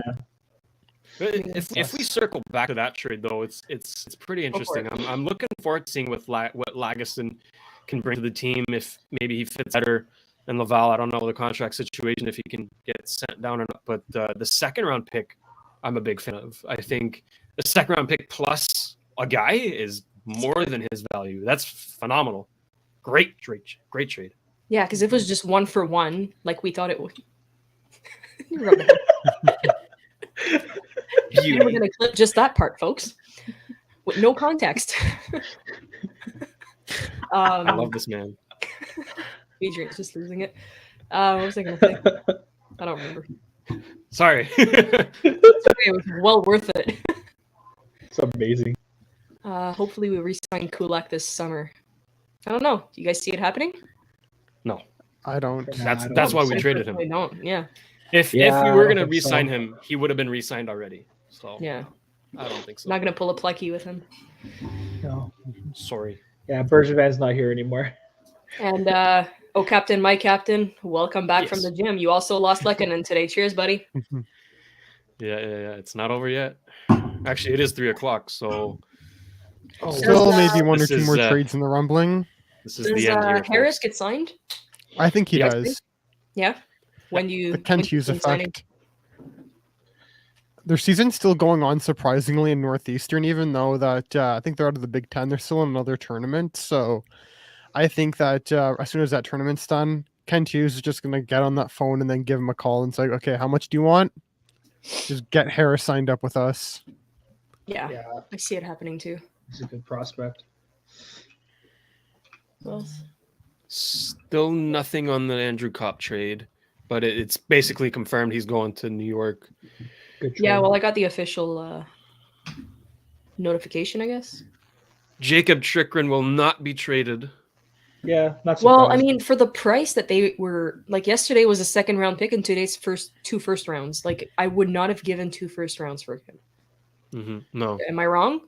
Right. Bill Armstrong's asking No, for way that's too it. much. it's asinine. It's crazy. yeah, for this Yeah. point of Crazy the what he's season, asking for. yeah, it's too much for mid-season. Yeah. Another small trade, if you guys, I don't know if you guys really know these guys, but I can do like a bit. Anthony Bitetto got traded out of San Jose. He's heading to, he got traded out of New York. He's heading to San Jose for Nick Merkley, I should say. Yeah. Not Ryan Merkley's Oh, younger brother, but Decent. yeah. Decent. Nice. Yeah, doable.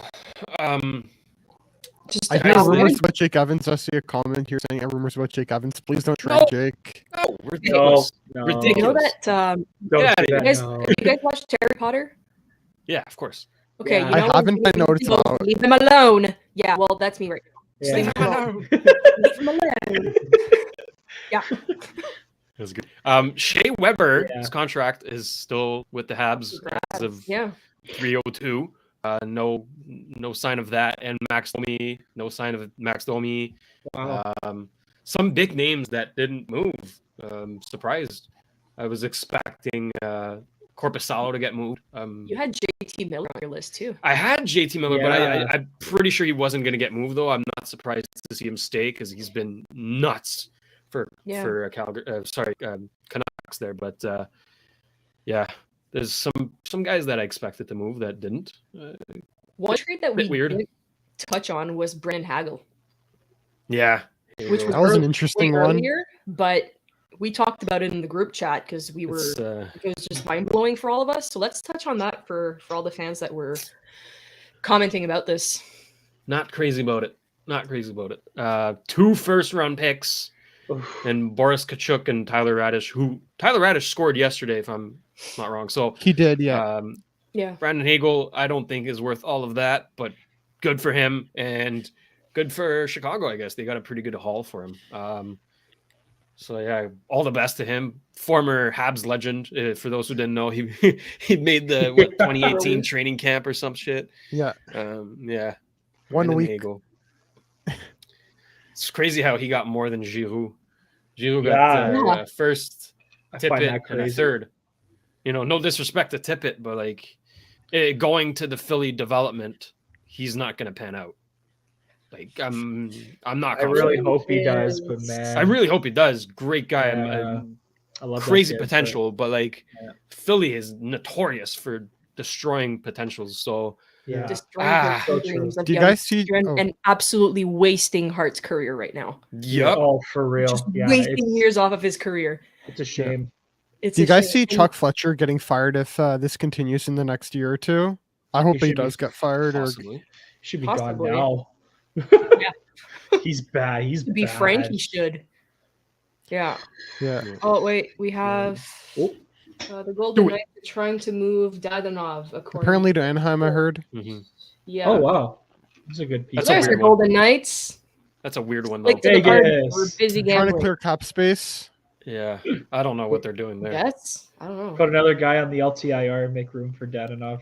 Yeah, just before you know it, at the deadline, everyone's going to go in LTIR and they're going to bring up their AHL guys if they can clinch a spot, and then just to keep the cap space going, and then they're going to add like a super team before you know it. Yeah. So apparently, Derek Brassard is being moved to the Oilers. Oh, he's 1 That'll year. be good for them. He's not a goaltender. The UFA's got 16 points in 31 games. He's got 1 year left on 825. Yeah, I don't know. Not official, but apparently it's pending. Yeah, that's always been one of the issues for the Oilers, their third and fourth line. So that'll be a good trade for them. Brassard's a good producer on the bottom six right at this point in his career. So I see it as a win, depending on what they give up. Before you know it, they'll have given up Dylan Holloway, just off the top of my head, knowing Ken Holland now. So No. KK's officially signed for 8 more years. Officially announced. Cool. So we've got that. Good for him. This has Secured been trending the bag. too. Woo! There are the Penguins. Oh, There are there the you go. Penguins. They said they were quiet. Whoa. There you go. That's what I'm talking about. Finally. That's what I'm talking about. Shit. Yeah, it's confirmed. Do it. It's confirmed. Yes. Elliot Friedman just confirmed it. There we go. Sam Wow, Poulin's that's a going good the other trade. way. My bet. What's that, Damon? I just bet Sam Poulin's going the other way to Anaheim, just off the top of my head. Samuel Poulin? Ooh, that's a good return, actually. Yeah, if Anaheim can do that, props And to Nathan them. Lachade, maybe like that's the best prospects in Pittsburgh systems, which is pretty funny. Yeah, Samuel Poulin is a nice prospect. I could see that happening. But yeah, Raquel on the Pittsburgh is big. That could help him That a could be lot. huge. Yeah. Wow.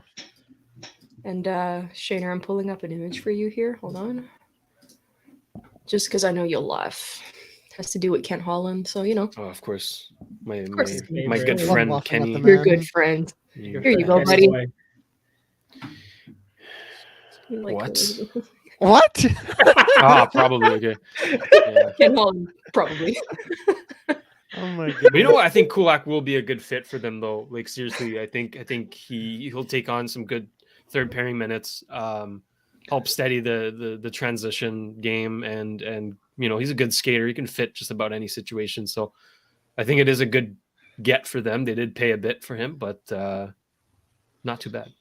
For a prospect and a pick. Yeah, prospect is As return. probably Poulin. Yeah. Okay. Yeah. Good trade. There we go. Yeah, I'm not opposed to it. Yeah. Everything's coming in right now, so. That's it. It was the same last year. I mean, Jets the acquired Mantha trade. Sanford, is that new? Oh yeah, Sanford was a few From months Ottawa? ago. Okay, Yeah. 'cause Hockey News just broke it now, so. Mhm. And they were late. You are late. You know what though, guys? The Leafs still don't have a goalie. Like I thought they were Yep. gonna get a guy, but They believe in Jack Campbell or is Shalgren. he still injured One or though? the other. I Yeah, think he is. he is. Is Uh, this Got, like, another accurate? week. Yeah, I think Sandin Sandin does have is an injury. Yeah. hurt. Okay. ACL? Okay. Well, Yikes. yeah. Yeah, KK. Yeah, prospect and a round pick for Raquel. Good return. It's not too bad, eh? Yeah. Yeah, I mean, to touch on your point, Adrian, like I don't know what Leafs are doing. Dubas didn't really do much today, if anything. Did he do anything? He just got Giordano, but like, No, but I other like than this that- comment. He should have done this. That's the goalie. Yes. I mean, You know what You to know. expect from him. exactly. Yeah. Yeah, and Very this kind of scares me though. Well, this scares me if I'm a Leafs fan, right? Shalgren has had what 3 good games and then shit the bed against Nashville. Yeah, 2 good games exactly. And then Leafs He fans was a were, Vezina candidate after those Oh 2 my games. God. Shane, excuse you. we got our guy. We got our guy. He's the best goalie ever. Come on. Start the podcast. Serious. So they're banking Yeah. on Campbell and this guy, who I'm sure he's good. Like he's a serviceable goaltender if he's performing, but like Yeah. neither of those guys are going to win you the cup. Did you not learn your lesson last season when you took a goalie that had 0 experience, shoved them in the playoffs, Hell, Yeah. work out? Yeah, let's do it again with another guy this year who has 3 games under his belt. What can go wrong? Come on. Jesus Christ. I think Campbell's burnt out though, like because he's not used to playing this much. Like he was always a backup goalie in the NHL, so I think the reason why he struggled before he went on the IR is because I just personally think he's burnt out, and that's not good going into the playoffs if your starters. He started off the season hot though. Yeah, he was 100% unreal. He was. probably burnt out. Yeah, I think so. Gally I has think he's written a burnt out. message to Lecky. My heart is What's that? breaking. Gally said Oh no. to Lecky. Oh. Yeah, I'm not ready for this. He says, well, champ, it's been a hell of a 6 years. The alliance has never been stronger. Go get your cup and remember what we preached for years. It everything. It won't be the same without you here until we have ears full of hearts. About that bottle and Just hearing. Sorry, back still needs to the Hurricanes. The Kings. Official, yeah. I know. It's officially official though. I didn't mean to interrupt the moment. that's sad. That's I 2 hope my blows in a feels- day. I know, 2. right? Why Not Carolina? 1, 2. I hate that team. I hate them so much. Don what's Waddell, the yeah. return? Do we know the return yet? No, we don't. That I don't know. I just saw Yeah. breaking news. It is also confirmed that Jeff Petrie will not be traded today. According Yeah. to Eric Engels. Expected. yeah, According expected. to someone. Not surprised. Yeah, I think we Wow. might Not be. Entertaining trade. We're scared. There's a lot of deals happening. All the big names are taking off. But my goodness, we get a trade, folks. It's so much fun. A lot of fun and a lot of pain. But you know what? Gally is still in Montreal. Too. I feel that. Oh, Oh, don't see, like, stop breaking my heart. No. So much pain, Sarah. pain. So much pain, girl. Yeah. I can't. Wait, Wow. what? Someone check. Oh, see, yeah, it's true. So probably check fit in like he's there, yeah. scared. Oh God, yeah. It would fit. I mean, rookie him would fit, but now him, he got jacked up, and I don't think he would. Mm-hmm. Yeah, he might rip the bag open or something. Okay. Trades are over for the Habs. Confirmed. Nothing more to expect. So Not it's over, surprised. folks. It's over. We've gone through trade deadline and gotten a lot. And we have a game tonight. Let's not forget that. We have a game tonight for some Against reason. Boston. And I love Martin St. Louis' comment in his presser today saying there shouldn't be games on trade deadline day. Like, imagine being in the shoes of a Lehkonen, a Kulak, who did practice today with the team. And then, you know, they're getting they're minded for the game. And then they're also in the back of their heads like, hey, shit, I might be wearing another jersey today, you know, and then they do end up getting traded. It's messed up. And for the other players as well, Gally has to play a game and he just lost his best friend. You know? Just for the Terrible. sorry, apparently the feed lagged off here, so I'm just going to repeat it for everybody who missed it. Apologies for that. Gallagher said on his post with hold on, I'll show you the photo here. With this photo specifically. Oh, man. Oh, Yeah, Oh, it hurts my heart even more. He said, well, champ, it's been a hell of a 6 years. The alliance has never been stronger. Go get that cup and remember what we've preached for years. Integrity over everything. It won't be the same without you here. Until we cross paths once again, clear eyes, full hearts. And this is a good You point. can all go Sorry, cry Gally now. is not playing. He's sick. That's my He's bad. sick. Yeah.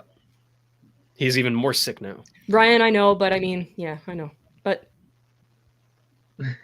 it lagged, so I yeah. It's for the fans. Lucky. Yeah. Poor Lucky. We're gonna Poor miss him. Gally. I'm gonna have to go. You realize when we log off, I have to go design a like thank you for Lecky. Oh no. Yeah, Oh, that's gonna hurt. Okay. yeah. Sad. Jacob, stop it.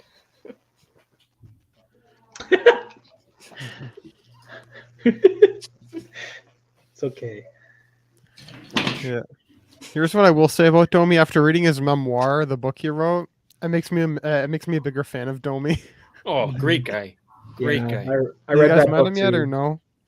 No, I'd love What? to. It's even autographed. Oh, nice.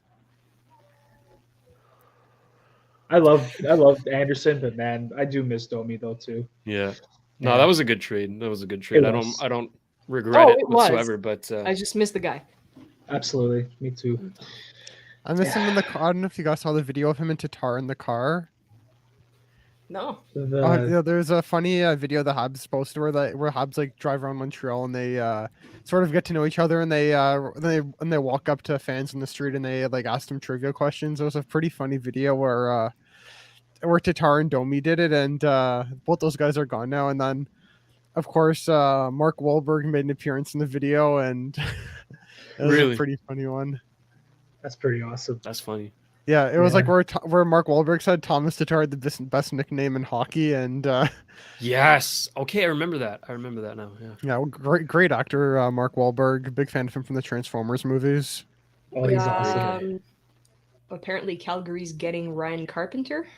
Oh, Okay. that's good for them. Okay, Apparently, that's not I bad. haven't seen the official post here, but it's trending. Yeah.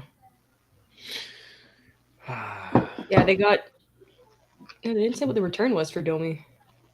Yeah, it still hasn't been. This is a released post yet. that just stings in one notification. Carolina Hurricanes are acquiring Max Domi for the Columbus Blue Jackets, and the Hurricanes have also signed Kotkaniemi to an 8-year contract. Like, stab me in the heart even more, won't you? I think they did it on purpose. It's the Habs. Carolina Canadians. They're like, oh, Nick's hurting. Oh, Here's an jeez. extra post for you. Yeah, no, I'm not having it. Okay, I don't like Okay. Carolina. Whoever's spamming this chat, like, don't you have anything better to do?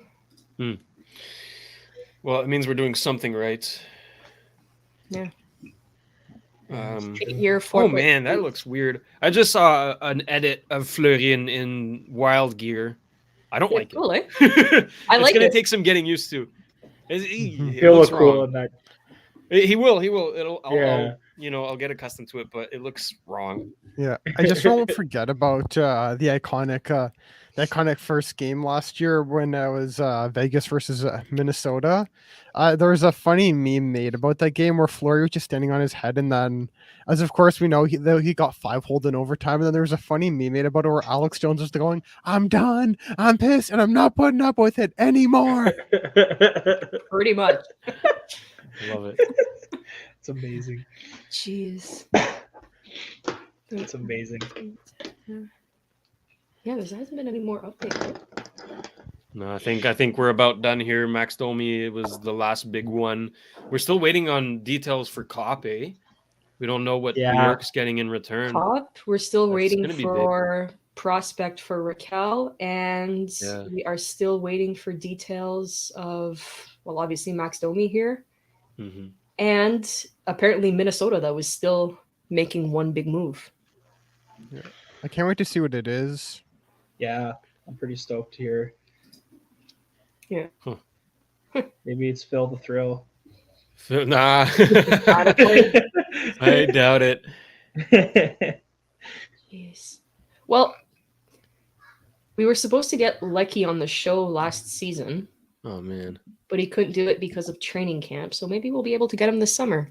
If he wins the cup, and it would be pretty cool to have him on the show with the Stanley Cup. That's all I'm saying. Show off. Or even if Sherrod. Sherratt Yeah.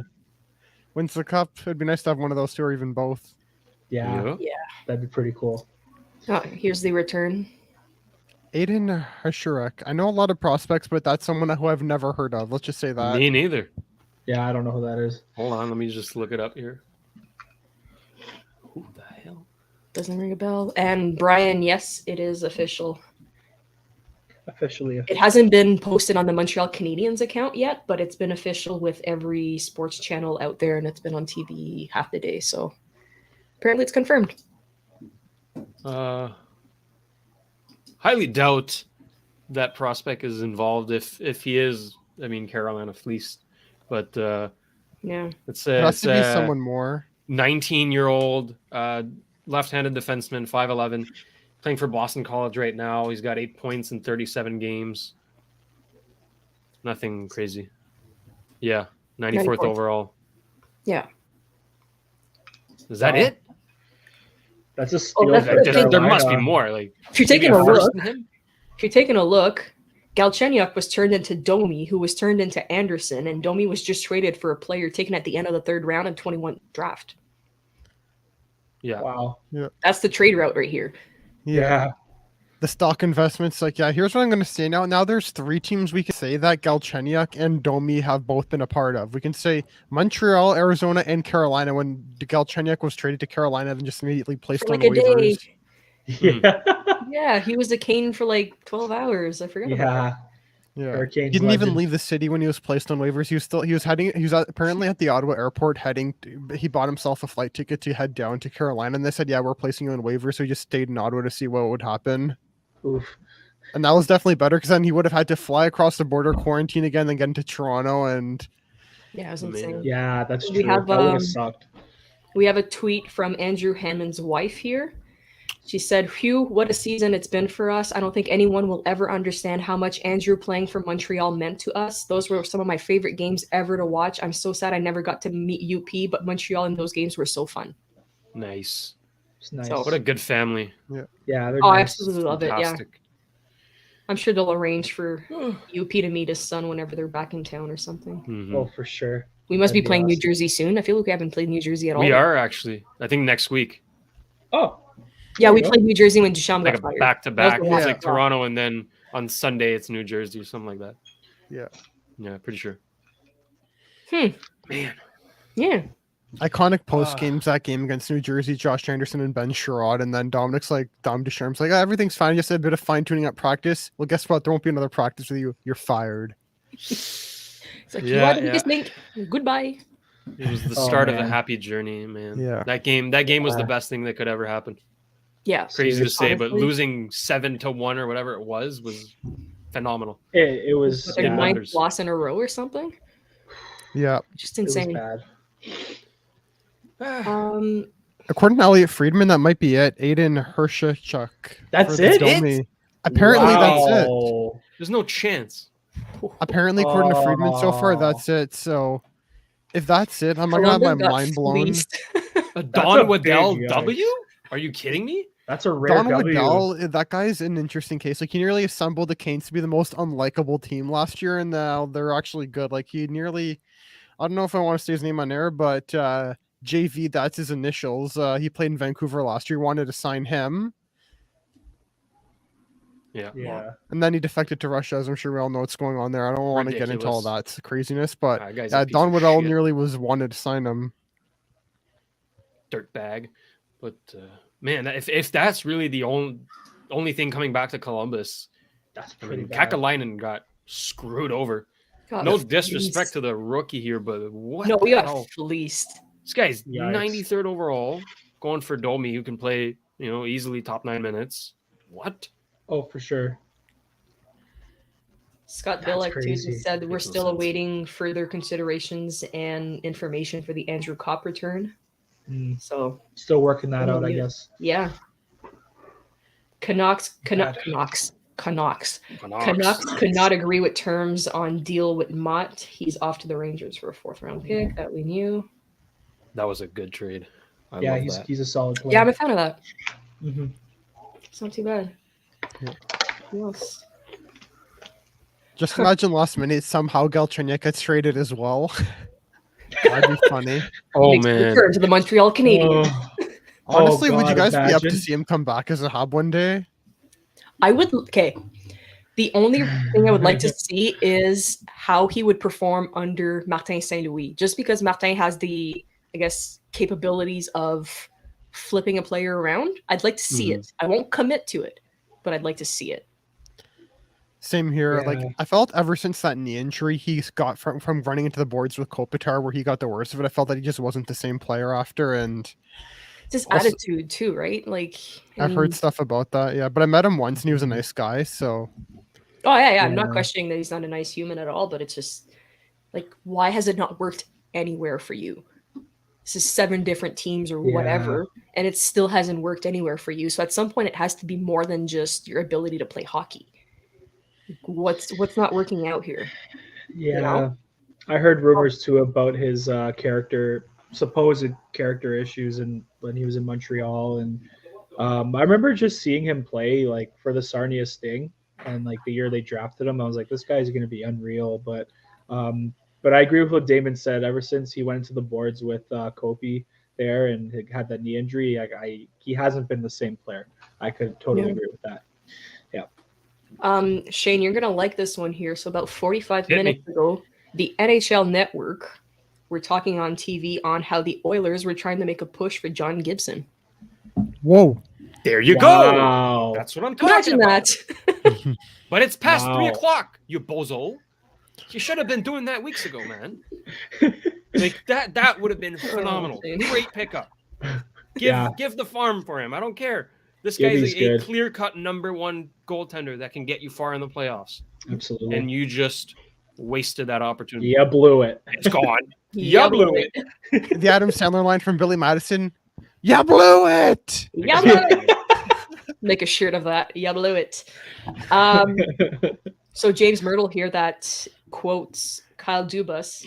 Kyle Dubas said on losing Cesare, he's like, we've had 11 guys claimed, which I think is double from what any other team had taken off waivers. Boo freaking who? Well, dude, what'd you expect, man? You signed this guy and put him on waivers right away. Come on, man. Nobody's gonna do the Leafs a favor. Is so. this your first day on the job, my friend? Like, you should know this by now. It's gonna happen. Easy. You've been at it since 2017, buddy. You should know the stuff. Like Yeah, Oh, for boy. real. he's been assistant since like 2015 or 2016. Mm-hmm. Yeah. Yeah, when Lamorello was calling the shots before.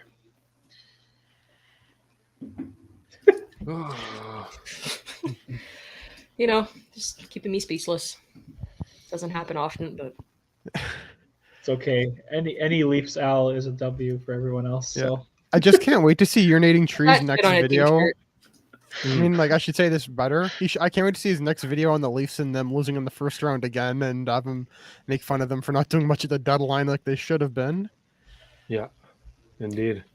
It is funny. So, since Hilarious. there's not much to announce, let's touch on Brandon's question here of based on the trades that we know, which team is the winner of the deadline? Shaner, go first. The Florida Panthers. To me, it's the Florida Panthers. My goodness, you got Claude Giroux at a discount because I mean they did get lucky because Giroux only wanted to go to Florida, but that immediately makes them more than a wagon. I mean, that'd be an understatement. That team is disgusting. And then you go and get Benny Boy, who's a great top 4 defenseman. Now they did lose Ekblad, but I think they did more than their fair share of trades here, and they did a really good job. And you know what? I'll be biased here. This guy's the winner. Beautiful trades, and I'm sorry, but that Lehkonen trade, the more I think about it, the more I like it. Justin Barron is going to be a phenomenal defenseman, and we got so many picks, so many prospects here. Great stuff from the Habs. Can't complain. Damon? Yeah, I'm just gonna say I have 3 teams that I think won it. One's a bias. I'm gonna say good old Kent and Jeff, or the Gorton plan, I guess we could call it. I think he did such a good job this deadline. Another team that I think did a really good job is, of course, Florida. They pretty much threw the kitchen sink at this year, and I think it will work out throwing the kitchen sink at this year. And Yeah. Colorado is my other winner as well because they just added to a really good team. And when you have Lehkonen potentially slotting in on paper as a 4th line winger, you know you did something very right, and that both those teams are going to be able to roll 4 lines in the playoffs, and they're going to wear you down. So that's going to be a really fun finals to see if it ends up happening, or even just watching them in the playoffs. Yeah. Yeah, I'm gonna say Florida, obviously, because the fact they were able to add Claude Giroux at a pretty good price, and obviously, I mean Ben Sherratt. I mean they did overpay for him a little bit, but you know he's a serviceable defenseman. Tongue twister there. He'll do well, I think. And obviously, with the Ekblad injury, they had to do something right. Have a guy there that can eat up a lot of minutes. Also, I like the return that Montreal got on a bunch of the players they traded the last couple of weeks. Going back to like the Foley trade till now, obviously. So yeah, I'd say those are my 2 winners for buyer and seller. We have another trade. Hit us. Dallas is sending a 4th-round pick to Detroit for Nemesnikov. Not bad. That's a good depth signing. Not bad. I mean, good depth trade, I should say. Yeah. It's a good move. Yeah. I like it. He's pretty good. Can't say I'm upset with that. And to cap off the question, I'm going to say, obviously, Florida is my number 1 for the best moves, but I don't think we should rule out the Minnesota Wild. That still made a couple quiet moves, and I think they're going to make a big push come postseason. I think they're a very underrated team. And I mean, if we stay on the topic, who are the losers here? I think there's a lot, actually. There's a lot of losers this year. So for me, I mean, it's got to start. Obviously, go ahead. Got to start Toronto, Edmonton right away. They didn't get what they wanted. Toronto did get Giordano, but that's not going to win them the cup. Let's be honest. So these 2 teams right away, big L. If the rumors are true that Domi did go for the prospect that we named, Columbus took a huge L. Who else really screwed up today or this week? I can't think of anybody else, but there's a lot of. We said Vegas. Obviously, we didn't do. Vegas could have done a lot more. Yeah, definitely. I think Arizona could have, in their position, I consider them a loser because they had a lot of pieces to sell and they barely sold anything. So I also consider Arizona, in my mind, one of the losers as well, along with Toronto and Edmonton. What do you guys think about Seattle? I like it. Overall. They're also a low-key Seattle. W team, in my opinion, because they acquired so many picks, and Ronnie Francis will have a lot to work with the draft this summer and free agency. Yep, agreed. Yeah. Biggest loser for this deadline, I got to go with Edmonton because, like, at least the Leafs address a need with defense. I know the goaltending's still a question, but Edmonton had a chance to really, again, bolster their goaltending. They could have been aggressive. Like Shane said earlier, with Fleury, you could have easily given a conditional second rounder. You take that risk and you get a goalie that will get the experience. So, how sad of a comment is this? Oh yeah, the feels. Oh God. Oh, we have a little bit of drama. So, it was leaked that Dubas is not happy that the Fleury conversation went public and said that it's a question for Davidson in Chicago to address. Ooh. Oh. I love it. Oh no. Shane, your face is just priceless. What's wrong with this guy? He's a 10-year-old. That's what's wrong. They leaked my conversation. Is he gonna rent a barn like Brian Burke and Kevin Lowe almost did? They're gonna fight in a barn like Burke and Lowe. They should do it. Next game, we're gonna scrap, buddy. I'm gonna drop you. Imagine the GM fight in the stands. Yeah, next GM meeting. That'll be a nice fun. Having a MMA boxing style match between Davidson and Dubas. That'll be so fun to watch. Oh my god. Pay-per-view. I don't care if it's $50, I'll pay it. Yeah. Wait, Jacob is saying that the Domi is a 3-way trade. Oh. Uh-oh. I didn't see There's no anything way about he was going just for the prospect. Yeah, there's got to be too good more. be true for that. Jacob, Maybe what's the detail on retain this some if you wanna salary? share it? Yeah, I don't know. Because Domi makes $5 million, so Columbus probably retains some salary, and they're probably bringing in a third team to retain some more salary, and then maybe another prospect. But you would think. I don't know. Apparently not. So obviously it's. Apparently it's 1 for 1. I'm Yeah, getting that's what it said on the score. everything 1 for 1. There's so many questions. Ridiculous. Shane, there's also this team that we need to speak quickly that honestly didn't do shit. Yep. Yeah. And coming from Marc Bergevin as an advisor, I was expecting a couple horrible moves and maybe one good move. And that's That's no it. disrespect, just from history. Come on, Adrian, you know I'm right. It's I'm fair. not know you are. disagreeing. I'm not disagreeing. You're expecting at least a couple shits and then maybe just one like, oh, okay, could pan out. Yeah. So I don't know. Yeah, no, It's the I three-way don't between know. Carolina, Florida, and Columbus. Oh, Okay, There's it's so probably many just questions. salary retention stuff. Maybe. yeah. Probably But like yeah, the Kings. money. It's interesting. I don't know That is Stetcher. what they could have done. Yeah, Stetcher, but they're in a position again. It's a weak division, so might as well try something. You know, don't need to give up everything. You know, keep your first round picks and all that, but maybe a bit more could have been done, depending on how they feel they could do in the playoffs. That also depends on Doughty's injury, right? If Doughty's out for the rest of the season, then maybe they're like, probably won't win the cup without him. So I don't know. It depends. We have details on the Brett Kulak trade if I'm Let's do it. They're fire up. So the tweet is just to clear up any misinformation out there. The Edmonton Montreal trade is Brett Kulak for William Lagesson and a 2022 conditional round pick. The pick moves to 2023 if it has to go to Chicago in a Duncan Keith trade.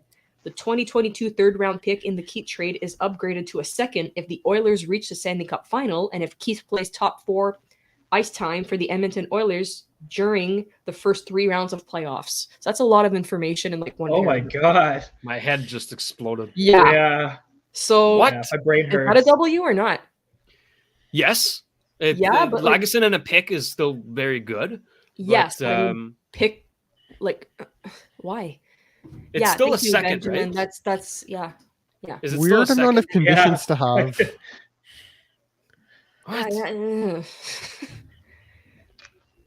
Okay. We need that meme, the swaggy P meme. Yeah. So I'm gonna let you guys figure that out, and if anybody gets it, please explain it to us. Like we're 2 years old.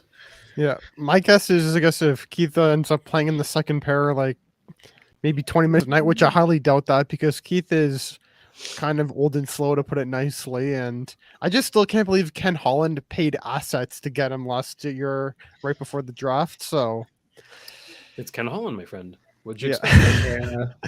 It is Ken Holland. Benjamin, I will. Put that into perspective. When is Kent's presser? I think 3:30 5 or minutes. 5 minutes. Okay, I'm gonna Yeah. head out when he starts that. I'll let you guys handle it.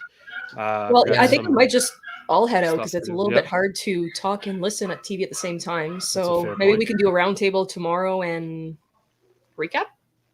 maybe, yeah. Sounds good. Sounds Cool. good. So let's all head out now. So fans, thank you so much for sticking with us for 3 hours and 36 minutes. You guys have been absolutely amazing. The chat was awesome. The engagement too. Don't forget to subscribe to the channel. We appreciate all the feedback and all the commitment from you guys. Make sure to log on to habstonight.net to get your merch. Right now, we still have our promo with Habsitivity for 20% off all the merch. That's going to be ending tonight. So make sure you capitalize on that before it goes. Like I said, we're going to try to do a roundtable tomorrow to catch up what's going on with Kent Hughes and Vincent Lecavalier that's going to be speaking as well. So make sure to keep an eye out for that. As for a post-game show, I don't believe it's going to happen. We used all of our resources today and the whole team is just, exhausted. So I doubt it's going to happen tonight. If it happens, we're going to keep you guys posted. Yeah. Thank you for all your kind comments, for your interactions. We appreciate everything. It was a pleasure for us to do this show with you guys. So yeah, stay tuned and we will get back to you tomorrow with a roundtable and make sure everything's wrapped up for you guys. So boys, thank you so much for hopping on. To John, Lou, and Kyle, thank you so much for hopping on as well. And to the rest of the team for making everything happen today. So we appreciate everything and we'll see you guys tomorrow. Awesome. Thank you. See you Cheers. guys. Okay.